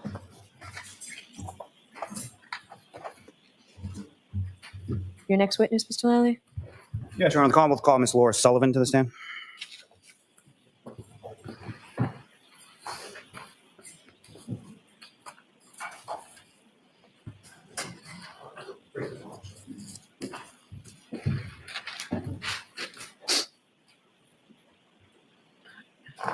And Mr. Lally, I'd like you to tell me when you want me to give that instruction. I think it's... So just wave it for me, flag it for me. Sure.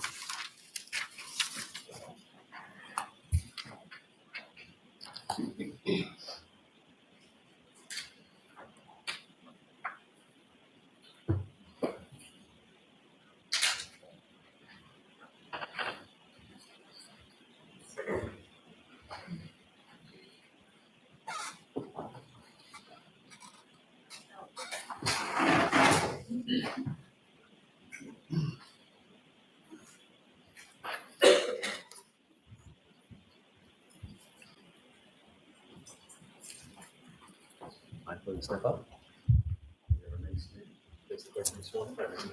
Raise your right hand, please. Do you solemnly swear the evidence you give the court during the case now and hearing should be the truth, the whole truth, and nothing but the truth, so help you God? I do.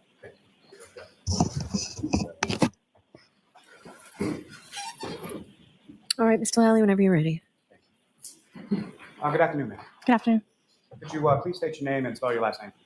Laura Sullivan, Sullivan. And where do you live? Pembroke, Massachusetts. And how long have you lived in Pembroke? Almost 6 years. And who, if anyone, do you live in Pembroke with? I live with my boyfriend and our 3 children. 2 stepchildren that are with us half the time, and then my son, Ben. And your son, how old is he? He's 10. I'm sorry. 10. Sorry. Oh, that's fine. And your stepchildren, how old are they? 15 and 13. Now, do you work, ma'am? I do. What do you do? I work in human resources. How long have you been doing that? Just over 6 years. Ma'am, if I could turn your attention to New Year's Eve of 2021 into New Year's Day of 2022. Do you recall that time frame? I do. And do you recall where you were? I was in Aruba. And if you could explain to the jury sort of how often, was that a regular trip that you did around that time of year? Yeah. We've been doing a trip like around that time for, I'd say, 5 or 6 years. This will be our 6th year, I believe. And over the course of those 5 or 6 years that you've done that, when you say sort of we, how did that start and how was that expanded, if at all? So we've been going, Josh and I have been going to Aruba for years. In 2021, post-COVID, we decided to bring our children. We had never gone with them before. And since it was post-COVID, a lot of people are kind of stir crazy. And a group of our friends jumped on board. And so we went from just the 5 of us going to approximately 60 people. And as far as yourself and or the other people, how, was this all in one sort of facility, or how were the bookings? So we all stayed at the Renaissance, which is in downtown, and we buy timeshares. So it was a timeshare resort where we would purchase weeks that people owned. And so if they weren't going for that year, we would buy a week. So we were able to get, I think it was something, close to 20 rooms for all of us to go for the same week. And as far as the planning in regard to that year in particular, when did that planning process sort of begin? It starts approximately a year in advance because the rooms go on sale almost immediately because people want to get rid of them. So I would say it was probably around January of 2021 that we booked our room for that year. And once you had booked your room, as far as the family and friends group that you were talking about, how was that sort of put out to them, like through what means? We would, I would post on Facebook. More rooms are available for Aruba if anybody was interested in going. So the timeshare owners would reach out to me directly. Is there anybody else who would want to go? And we would look for any interested either friends or what have you to join our trip. And so at some point in time over the summer of 2021, say July or August or so, was there someone who, a friend of yours, that reached out in regard to joining, possibly coming on the trip? Yeah, I received a text message from John O'Keefe interested in learning more information about our trip. And if you could describe to the jury sort of, how did you know John?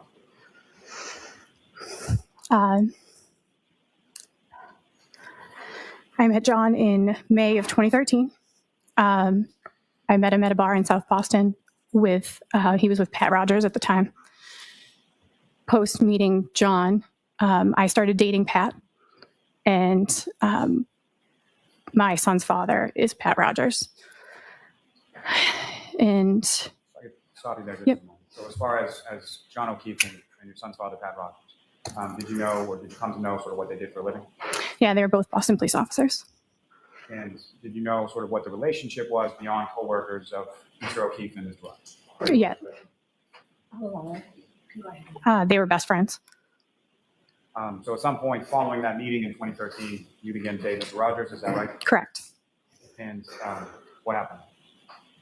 So in July of 2013, I became pregnant. And in November of 2013, Pat committed suicide. And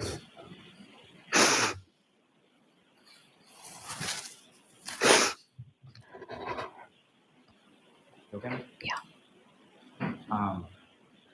Following that, how would you describe sort of the relationship with Mr. O'Keefe, or how did it evolve? So in November of 2013, I was on a work trip, and I had not had the best conversation with Pat. It just didn't feel right. And I called John and said, you need to go find him. I can't get a hold of him. He won't answer his phone. And so John left his nephew's birthday party and called a bunch of people on the way. And ultimately, Pat was found in the basement of his house. And John was there immediately following, but he was the one that found people to go find Pat. Immediately following that, John never really left my side, as a support system. And at some point following that, you had your son? Yeah. And before or after that, at some point, did you have a conversation with Mr. O'Keefe in regard to your son? It was his birthday, December of 2013, and we went to the Playwright, which is where we had all met. And I gave him a card, and I asked him to be Ben's godfather, and he said yes. And in relation to your son, was Mr. O'Keefe, was John involved in your son's life? Yes, very much so.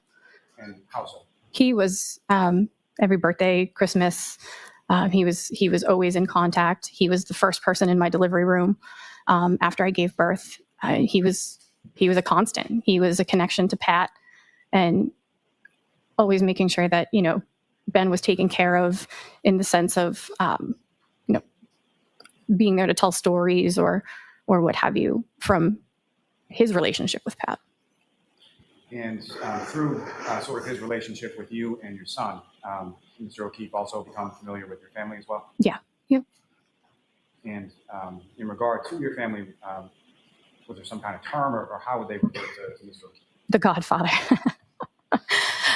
He was called the Godfather to almost everybody.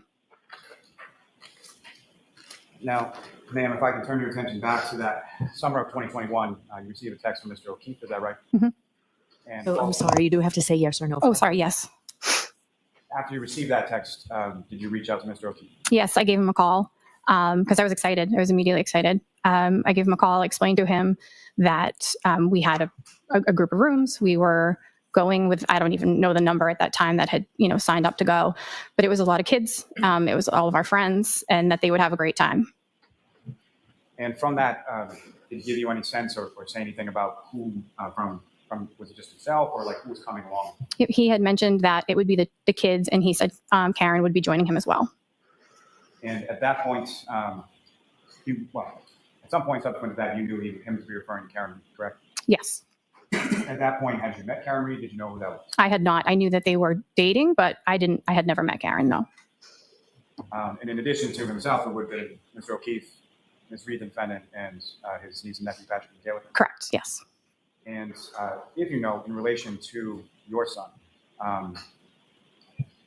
as far as Mr. O'Keefe's nephew, Patrick, where are they in relation as far as age? They're like three years apart.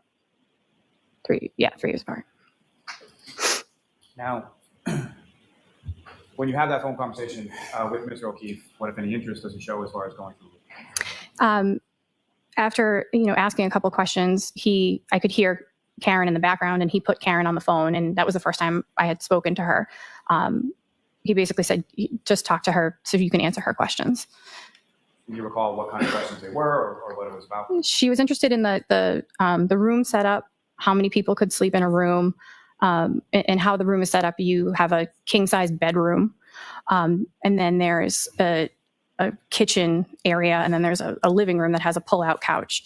And I explained that it's a 4-person occupancy room, and you could get a roll-away bed as well. And following that conversation, when was the next time, if at all, that you had any conversation with Mr. O'Keefe and or Ms. Reed in regard to the room?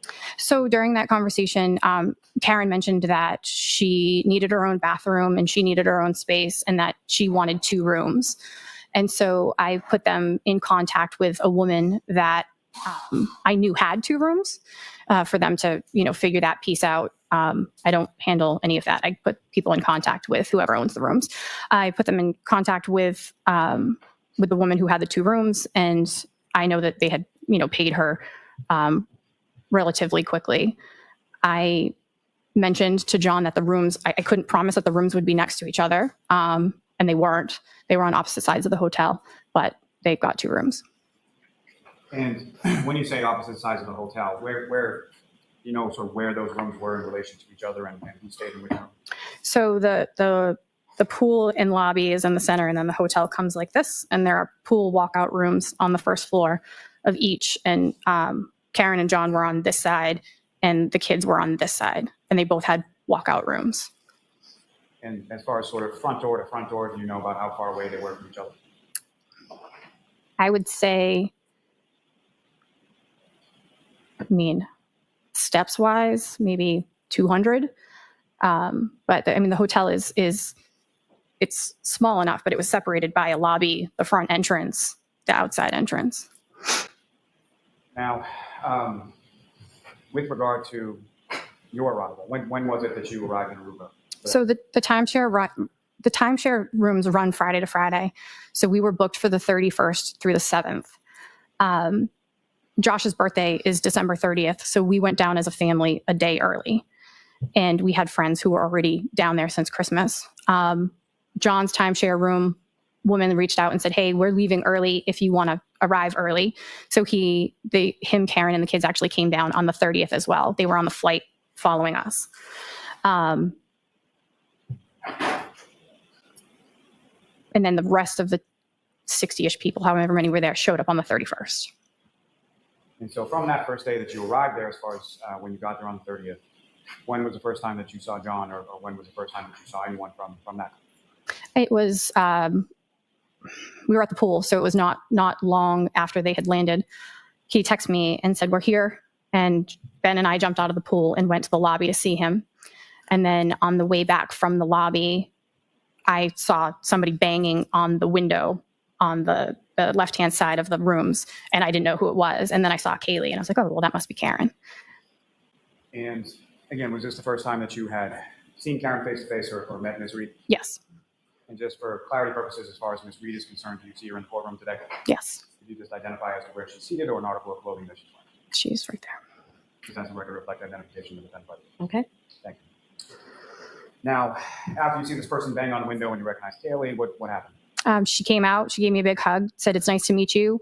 I've heard so much about you. I recognized you from pictures. And following along from there, what happened then as far as the day was concerned? So as I mentioned, it was Josh's birthday. We had already made plans to go out for dinner. Our friends who had been there since Christmas have a 17-year-old daughter who watched our children so we could go out for dinner. I mentioned it to John. I said, we'll just add you to the reservation. You can join us for dinner. The kids can stay with Chloe. And they said, absolutely. So we all went out for dinner that evening to Screaming Eagle. And Screaming Eagle, where is that in relation to the hotel, the rent? It's probably about a 15-ish minute cab ride. And when you arrived there, what, if anything, do you recall about sort of the dinner or how it went? So we were sitting outside on the patio. It was Karen, myself, our friend Laura. Across from Laura was her husband, Dave. Josh was in front of me, and John was in front of Karen. And what, if anything, specifically you recall about the dinner or sort of what happened at dinner? So we, the waiter came over. He started taking drink orders. Karen placed her order. I placed mine. Laura placed hers. Dave placed his. And then Josh ordered a dirty martini with blue cheese stuffed olives. Objection. I'll allow it. I don't know where it's going, and you can move to strike unless you wanted to see me, Mr. Yannetti. Okay.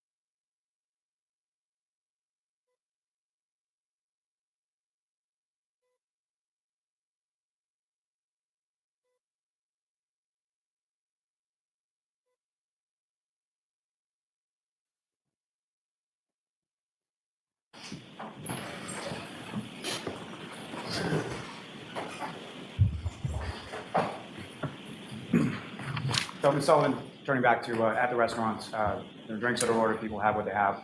And at the end of the evening, as far as the bill comes at some point, correct? Correct.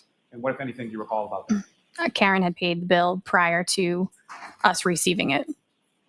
And what, if any, reaction did you or anyone have in regard to it? The entire table was kind of taken aback, said it wasn't necessary, wanted to Venmo or give cash or something along those lines. And she declined, saying that she was honored to be there and wanted to pay for it. Turning your attention to the following day, what, if anything, do you recall about the next day being that would have been, I'm sorry, 31st, is that correct? Yes. So turning your attention to December 31st, 2021, what, if anything, do you recall about that day in specific regard to Mr. O'Keefe and Ms.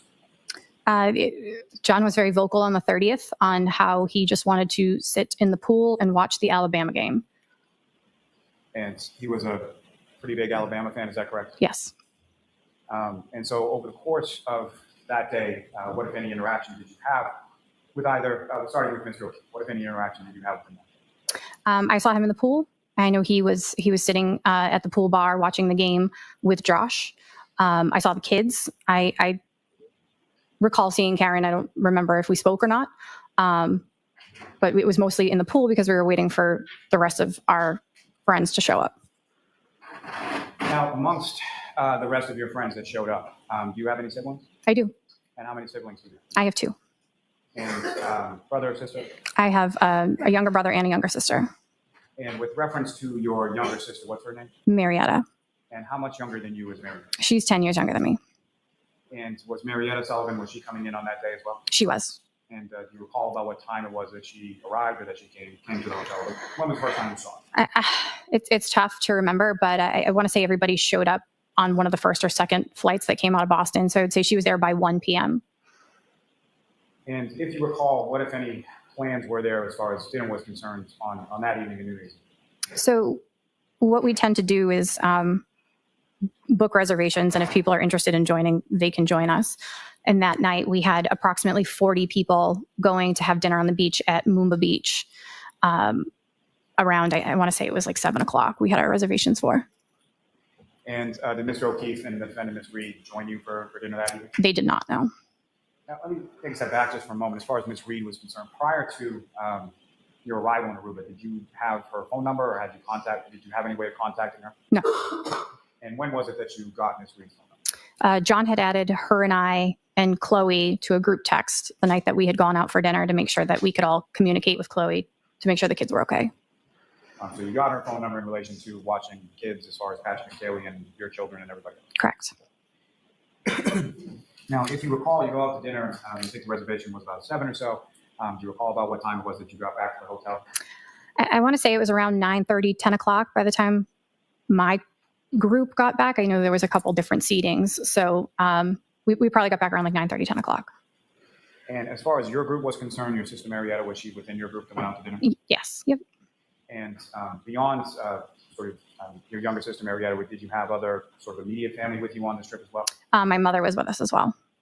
And with regard to your sister Marietta and your mother, what, if anything, was there as far as where were each of them staying? So they had their own room. I think it was a couple away from us on the 5th floor.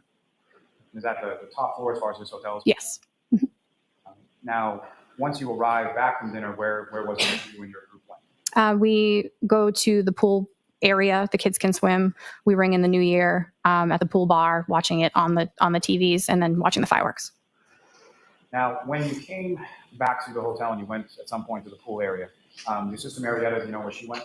She actually, when we got back from dinner, she went up to her room with my mom and essentially put my mom to bed. She didn't want to be up anymore. But she went to go change as well. Now, when you came down to the pool area, as far as Mr. O'Keefe and or Ms. Reed was concerned, did you see them in that area? I saw John, I want to say around 10:30-ish. I don't know the exact time. It was definitely before midnight. And where in relation to the hotel did you see him at 10:30? He was standing behind me at the pool bar. And At some point, does your sister come out to the pool area after putting your mother to bed? Yeah. So right before I saw John at the pool bar, I saw my sister. She came out and she was visibly upset. And, Your Honor, in regard, excuse me, to the instruction that you would request about this, maybe. All right, thank you. So, jurors, you're about to hear testimony about certain conduct or behavior allegedly committed by Ms. Reed. Be mindful that the defendant is not charged with committing any crimes other than those charged within the indictments. The witness's testimony may not and indeed must not be considered by you as any evidence that the defendant has a bad character or as evidence that she has a propensity to commit the crimes with which she has been charged. You may not take the defendant's prior acts as a substitute for proof that the defendant committed the crimes charged here. But you may consider the act solely on the limited issue of the state of mind of the defendant and the nature of her relationship with John O'Keefe as it might go to motive or intent. You may not consider this evidence for any other purpose. Specifically, you may not use it to conclude that if the defendant committed the act or acts, that she must also have committed the offenses with which she's charged. You can only use the evidence for the limited purpose of how it goes to the defendant's state of mind, the nature of her relationship with John O'Keefe, as it may go to motive. And just for the records, my findings are the same that I made at sidebar previously. So, go ahead, Mr. Lally. Thank you. Now, with regard to, at some point, your sister comes out to the pool area where you were, is that right? Correct. And you know where Mr. O'Keefe was at that point? I do not know. And when your sister comes out to the pool area, what happened? She said, Yeah, that's sustained. I thought you were doing something else. When your sister comes out to the pool area, how would you describe her demeanor when she comes out? No, I'll allow that. she was frustrated. And at some point, did you have a conversation, without regard to what the conversation was, at some point, did you have a conversation with her about something that had just happened? Yes. Now, following that conversation with your sister, at some point subsequent to that, Mr. O'Keefe come back out to the pool area? After I spoke with her, yes, he came out to the pool area. And do you know about how long a period of time it was between the time that your sister came out to the pool area and Mr. O'Keefe came out to the pool area? I mean, I would say approximately 20 minutes, but I don't really know exact timing.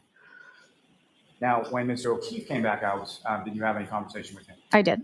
And can you describe that conversation? All right, is this the instruction that you were talking about instead of the other one?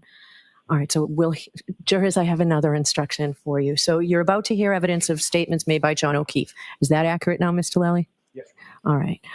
These statements are being admitted only for a limited purpose of establishing John O'Keefe's state of mind. You're not to consider this testimony as proof that the defendant has a bad character or propensity to commit crimes.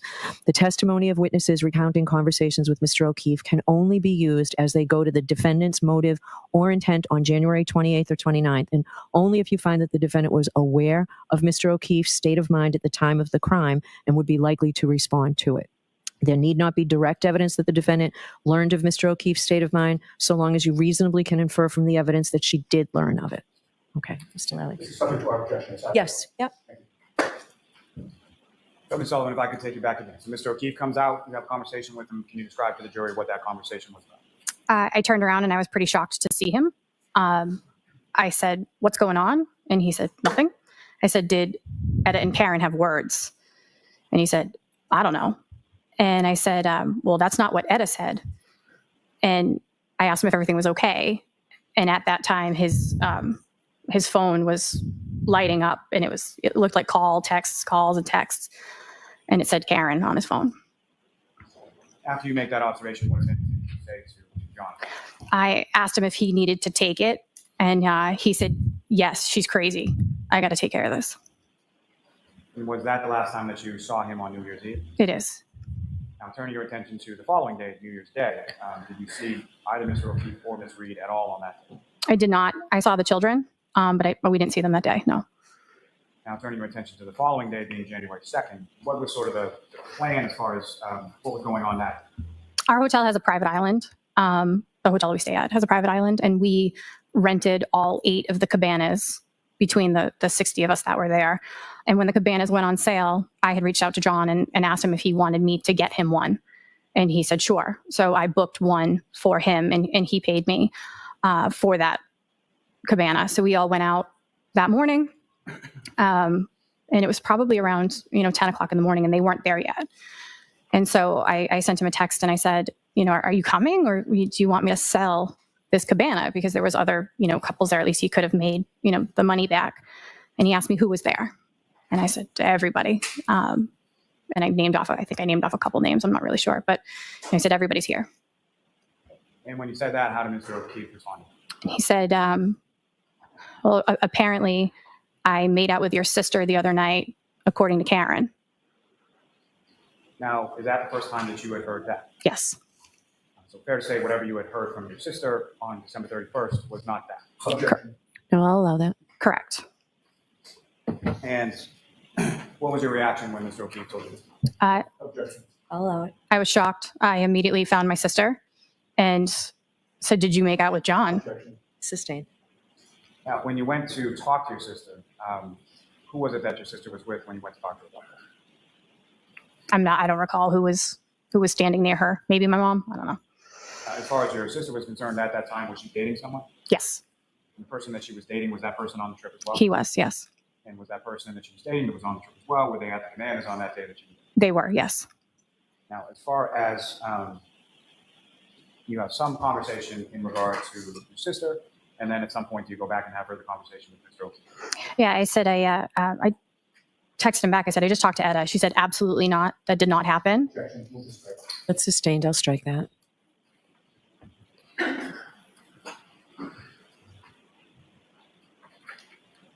Now, at some point after that exchange, did Mr. O'Keefe and or Ms. Reed and or the kids come out to the Cabana area? They did. Yes.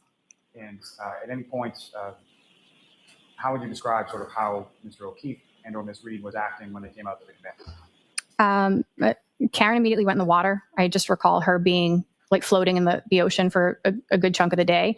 John was hopping around from the different cabanas talking to people. One of my favorite pictures of him is with my son from that day. Did you have any conversation with Mr. O'Keefe once he came out to the Cabana area? No, we kind of just kept it light. We didn't really talk about anything that had happened. I was just kind of trying to stay out of it for now. And following sort of the Cabana situation or the Cabana day, what happened then? Suppose that day, I think I saw John one other time. I saw him in the pool.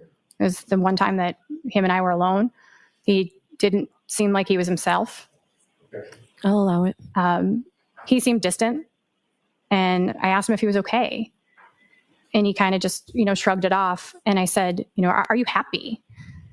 And he kind of, just rolled his eyes and shrugged it off. I said, well, something along the lines of life is too short to not be happy. And he goes, well, Laura, it is what it is. And I did ask him if he wanted to talk about it. I said, do you want to talk about it? And he's like, not really. And so following that exchange in the pool area, when was the next time that you saw him? I had spoken to him. We all went on the Jolly Pirate. We had all bought tickets in advance. So we had basically rented the whole boat for everybody to go. He had bought 4 tickets, and we had gotten a bus from our hotel, and he didn't show up for the bus and wasn't answering my calls or my texts. And then we finally got down to where the boat was. The boat was about to leave, and he messaged me. He's like, not going to make it. Kids slept late. And so I didn't think anything of it. Then after that, I saw him and Karen the night before they left. And they ended up leaving a day or two early so that the kids could get back to school. And when you saw them, where was that in relation to the hotel? Right outside the hotel is a marketplace that has a bunch of restaurants and arcade. I was sitting at the 5 o'clock somewhere bar that looks into the arcade with my best friend Val, and my friends Dave and Laura and Karen and John walked up. What, if any, conversation did you have with either Mr. O'Keefe or the defendant at that time? Karen grabbed me and she said, hey, I'm sorry. I thought I saw something that I didn't, and I would like to pay for some of your sister's room. And how did you respond to that? I said it's absolutely not necessary. Just an apology will do. And did she persist in wanting to pay for the room? She did. And how so? She just said, I will apologize, but something along the lines of, I want to pay for some of her room. Can I just have her room number? I don't remember if I gave her the remember or not. I don't really know. And with regard to that trip, when was the next time, or when was the last time that you saw it? So the day that they were leaving, I saw him by the pool. He came up, he gave me a big hug. He said, "I love you. This was a great trip. Thank you so much." And I said, "Well, you're definitely in again for next year." And he said, "Absolutely." And that was the last time I physically saw him. And so that conversation, just turning back for a moment, as far as with regard to Ms. Reed, you know what day that would have been, as far as in relation to when they were leaving? Early January, 37th? I want to say it was the 5th. I want to say it was January 5th. Now, after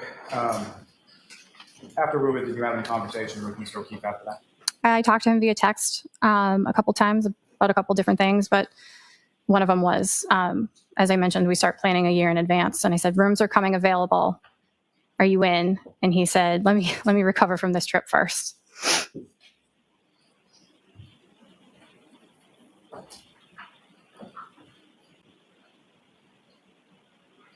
Now, ma'am, if I could turn your attention to Saturday, January 29th, 2022. Do you recall that day? I do. And at some point that morning or during that day, did you get a call? I did. I received a call from, I'll hear that she received a call from someone. I received a call from my aunt And what did you learn in the call from your aunt? Objection. Oh, wow. that John O'Keefe had passed away. And after you hung up the phone with your aunt, what did you do with that? I Hear this subject to striking. I called him. I called anybody's number that I had associated with the family. I ended up calling Kaylee. I texted Kaylee. I texted Karen. And without any regard to what Kaylee said, did Kaylee respond to you via text? She did. And then at some point, the defendant, Ms. Reed, respond to you as well? She did. Was that a phone call or a text, or how did she respond? It was a text later that afternoon.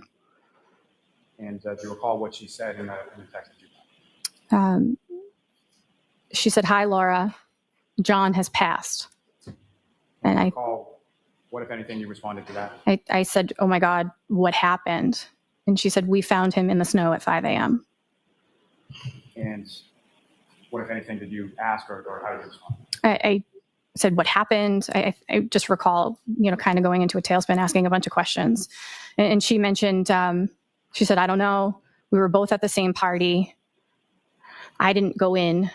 I went home."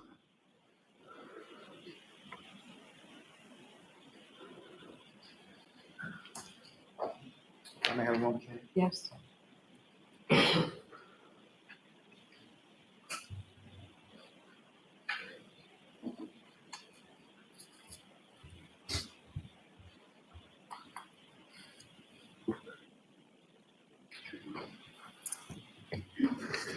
Thank you, Your Honor. I have nothing further for this witness. Thank you. Thank you. Good afternoon, Ms. Sullivan. Good afternoon. You were not present at the Waterfall Bar and Grill on January 28th of 2022 in Canton. I was not. You were not present at 34 Fairview Road in Canton on January 29th of 2022. It's not. Yet you'll agree with me that Michael Proctor, the state police trooper, visited you at your home all the way in Pembroke, Massachusetts on February 8th of 2022 Yes. to interview you. Yes. Nothing further. Anything, Mr. Lang? Just briefly, as far as Trooper Proctor coming to your house, was he alone, or who, if anyone else, was he with when he came? He was with another trooper, Okay. And do you recall who that trooper was? Trooper Fanning. Nothing further on.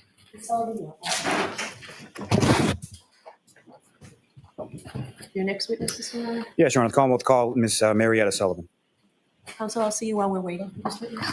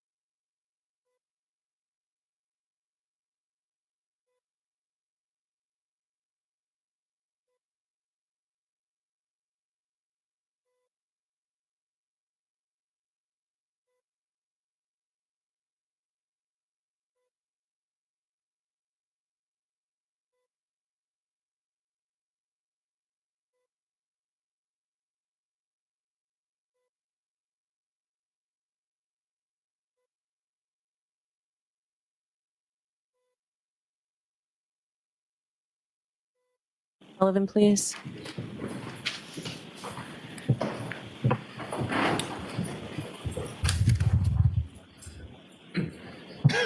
Raise your right hand, please. Do you solemnly swear the understatement of the court and jury in case now hearing the truth, the whole truth, and nothing but the truth, so help you God? I do. Thank you.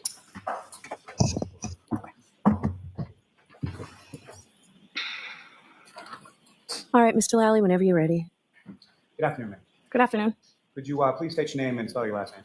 Sure. My name is Marietta Sullivan. Last name is Sullivan. And where do you live then? Right now I live in Plymouth And how long have you lived there? since July of the past summer, so not even a year yet. And do you work there? I do. And what do you do? I'm a director at a memory care community, How long have you been doing that? just over a year. Now, do you have any siblings? I do. And how many siblings do you I have two, have? Older, younger? both older, And brother, sister? brother and sister, And your sister, what's her? Laura Sullivan. And what is sort of the age difference between yourself and your sister? We are 10 years apart.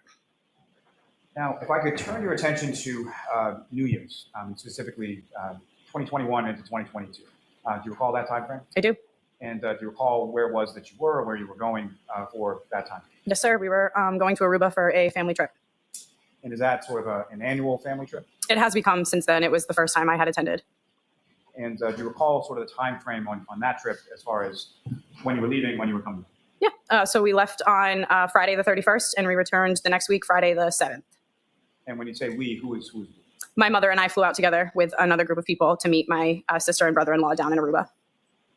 And at that time, so to meet them down there, had your sister Laura, had she flown down prior to you? She had, yes. And at that particular time, were you dating someone? I was seeing somebody, yes. And the person that you were seeing, was that person coming on the trip as well? He was, yeah, the day after we got there. So your sister arrives on the 30th, you arrive on the 31st, and the person you were seeing arrives on the 1st? Yes. Okay. Now, when you arrived there, do you know about how many people were on this trip? I would say over 30, upwards of, yeah, I would say over 30 is the best estimate I could give you. And as far as this trip was concerned, do you recall where you stayed? Yep, we stayed at the Renaissance Aruba. Is that someone that you stayed on this occasion as well, subsequent occasion? Yes. And on the 31st, when you and your mother arrived, do you recall about what time of day it was that you got there? So our flight landed around 3:30-ish. I would say we weren't at the hotel much later than that. And with regard to the hotel has a lobby area, is that correct? Yes, sir. Can you describe to the jury sort of what does that layout look like? What does the lobby look like? Sure. So right when you walk in the front doors, right in front of you is the check-in desks, 3 or 4 of them in front of you.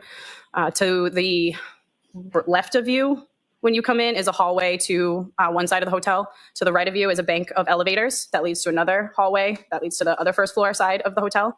You're in a big lobby, and then directly across from where the elevators are is the entrance to the pool area. And when you arrive there at some point in time in the late afternoon of the 31st, you obviously check into your room, Mm-hmm. and then following that, where do you go from there? So we checked into our room, and then happy hour was starting around 4:30, so we met everybody down at the pool for that time. Is there a bar in that area of the pool? Yes, pool bar. And so when you get down to the pool bar area, who, if anyone specifically, did you see or did you run into? So first ran into my sister, gave her a hug, the rest of the kids and my brother. As soon as I got into the pool, I ran into Johnny and a couple of our other friends that were sitting at the pool bar down there. And with reference to who you referred to as Johnny, what's his last name? John O'Keefe. And that was someone that you knew at the time, is that correct? Yes. And how did you know his story? He was a very, very dear family friend. He was very close to my sister, subsequently became very close to me and my family as a result. And he was my nephew's godfather. And fair to say that you had known him for some substantial period of time? Yeah, since Ben's father unfortunately passed away. So at this point in time, when we're talking about turning from 2021 to 2022, how long had you known Mr. O'Keefe at that point? Oh, man. Probably about 8-9 years. It's as long as my nephew's been alive. And when is it that you would see, or how often would you see Mr. O'Keefe? Family parties, any family party that we threw, kids' birthday parties, and my sister's Christmas party that she would throw every year. And how would you describe sort of the nature of your relationship with Mr. O'Keefe? He was similar to a big brother to me. He was somebody who was there for my sister during her darkest times. So I really respected him for that. But yeah, he was a big brother and a family friend. Now, when you saw Mr. O'Keefe at the pool bar after you arrived there, what, if any, conversation did you have with him, or what, if anything, were the two of you doing around So I went up to him in the pool. He had his Alabama hat on. He expressed to me that he was excited to watch the Alabama football game at the pool bar. Given the circumstances, we were in a beautiful tropical place, and he got to watch his favorite college team play football. And he said that's all he really wanted to do for the day, was be able to watch that game.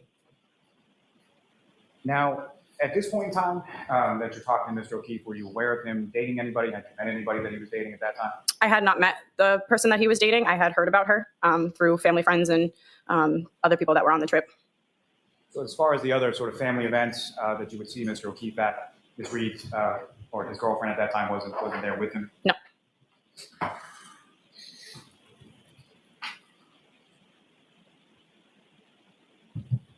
So after the time that you spent at the pool bar that afternoon, do you recall what else you did that evening? Yep. So most of us in the group had dinner reservations. I believe they were around 7 p.m. and we were all getting ready to leave the pool bar to get picked up around 6:30. And as far as a fairly large group that went out to dinner that night? Yeah, most of us. And was Mr. O'Keefe part of that group that went out to dinner? He was not. Do you recall about what time it was that you got back to or returned to the hotel? Most of us got back a little after 9. Taxis were kind of crazy to get, so a little after 9. And when you got back to the hotel, where did you go? I went upstairs to check on my mom. She had gone in a bank of taxis before me, so I went upstairs to make sure that she was up there and safe and in the room. And so however long you spent up in the room with your mother, at some point did you come back? I did. And when you came back down, by down, I mean, do you recall where you were staying in the hotel? Yep, so we were on the 4th floor of the hotel, so I took the elevator up and then I took it back down to the lobby. And at that point in time, when you're getting back from dinner, going up to the room and coming back down, were you aware of where Mr. O'Keefe and his niece and nephew were staying? Yeah, I knew where they were staying, yes, room-wise, yep. And where was that in relation to the lobby? 1st floor. So lobby's on the 1st floor, their rooms are on the 1st floor? Yes. So when the elevator gets down to the lobby level, you get out, is that correct? Mm-hmm. And what if any, So you have to say, okay. you just have to answer yes. Yes, sorry. That's okay. So the elevator gets sent down to the lobby, you walk out, who, if anyone, do you see when you come out? So when the elevator opens up, the first person I saw was the attendant standing behind the desk. I didn't see anybody else in the lobby with me until I stepped out. When I stepped out, I looked to my left and I saw Johnny coming in through the first set of outside doors. Now, as far as Mr. O'Keefe was concerned, was there any other sort of term that you would use to refer to him? Johnny or Godfather. And, Your Honor, I think this may be appropriate. All right. So folks, I'm going to say again that first instruction I gave you with the last witness, that you're about to hear testimony about certain conduct or behavior allegedly committed by the defendant. Ms. Reed is not charged with committing any crimes other than those charged within the indictment. So this witness's testimony may not and must not be considered by you as any evidence that the defendant has a bad character or as evidence that she may have a propensity to commit the crimes with which she's been charged. You may not take the defendant's prior acts that you'll hear about as a substitute for proof that the defendant committed the crimes charged here. But you may consider the acts solely on the limited issue of the defendant's state of mind and the nature of her relationship with John O'Keefe as it might go to motive or intent. You may not consider this evidence for any other purpose. Specifically, you may not use it to conclude that if the defendant committed these acts, that she must also have committed the offenses with which she's been charged. You can only use the evidence for the limited purpose of how it goes to the defendant's state of mind, motive, and the nature of her relationship with John O'Keefe. And for the same findings that I made at sidebar. Yes. So you walk out of the elevator, you're by yourself, correct? Mm-hmm. Yes. And you see Mr. O'Keefe. Could you see where Mr. O'Keefe was in relation to the lobby or where he was coming from? He was coming from the outside doors into the lobby. Is that where the pool bar is located? Opposite side. Opposite. Yes. And when you see him come in, who, if anyone, did you see with him initially? Nobody with him. And what, if anything, was he doing or how was he acting sort of when he came? So he sort of stumbled in. I came out of the elevator and my initial response to him was, "Whoa, you okay?" I actually said, "Whoa, Godfather, are you okay?" But yeah, he was stumbling into the lobby. And did you go over to him at that point? I did. I went up to him and I gave him a hug. And what happened then? I pulled back. He was glassy-eyed, looking above me. We never made eye contact. He was looking above me. It looked like he was looking for someone. I asked him, "Where are you going?" assuming that he would be coming to the pool bar to meet us. He kept looking around and he indicated that he was going that way and pointed toward a bank of rooms to our right. And I said, "Well, you should go that way." And I stepped back and I guided him toward the area that he was going. Now, as far as the bank of rooms to the right, you indicated that you were familiar or aware of where Mr. O'Keefe was and where the children were. Is that correct? I know they were on the first floor. I'm not 100% positive as to where exactly their rooms were. And if you know, did you know whether or not that Mr. O'Keefe was staying in the same room as Patrick and Kaylee at that point? I didn't know if they were staying in the same room or not, no. So you point him in that direction, and what happened? So I pointed in that direction. He walked off. I continued out to the pool bar when I heard very loudly his name screamed across the lobby very angrily, and it made me stop in my tracks. And when you stop in your tracks, what happened? I started to turn around to come back in. So once you go out to the pool bar, you kind of go around a corner and you go out of view. So I turned around to go back in. As I'm going back in, I hear someone yell, "Who the fuck was that?" And as I come around the corner, I see Mr. O'Keefe walking toward a woman. And he said, excuse me. He said, "Calm down, that's Laura's little sister." And what happened then? When I came back around the corner, I said, after Mr. O'Keefe said, "Calm down, that's Laura's little sister," I said, "Hi, nice to meet you." That's when Miss Reed's head snapped up, and she very loudly told me to go fuck myself across the lobby. And I said, "Yeah, fuck you too," and walked away. And just to be clear, when you say Ms. Reed, this is someone that you became familiar with as the trip went along? This was my first interaction with her. I had never been fully introduced to her at all. I just had seen her sitting by the side of the pool when I had been talking to Johnny earlier in the day. And the person you know to be Ms. Reed, do you see her in the courtroom today? I do. Could you just describe as to where she's seated or what article of clothing that she's wearing? Sure. She's in a black and white checkered blazer. She's 2 people in from you. As far as the defendants beyond the yelling, what, if anything, did you observe as far as her demeanor or how she was acting at the time that this interaction was going on? She was just very loud. She very, energetically screamed for me to go fuck myself. She was waving her hands. Johnny was trying to calm her down. And after I said, "Yeah, fuck you too," I went out to the pool bar. So I didn't see much after that. And could you hear anything as far as when you were walking out to the pool bar, as far as any other conversation between the defendant and Mr. O'Keefe? Not after that first time, no. You go back to you go out to the pool bar, and who, if anyone, did you talk to? I went straight up to my older sister, Laura, who was out to dinner with the couple the night before. And I said, I'll allow this part. I went up to her and I looked at her and I said, "John O'Keefe's girlfriend?" And she looked at me and said, "Karen?" And I said, "Yeah, you guys like her?" She said, "Yeah, she's okay." And I said, "Well, she sucks."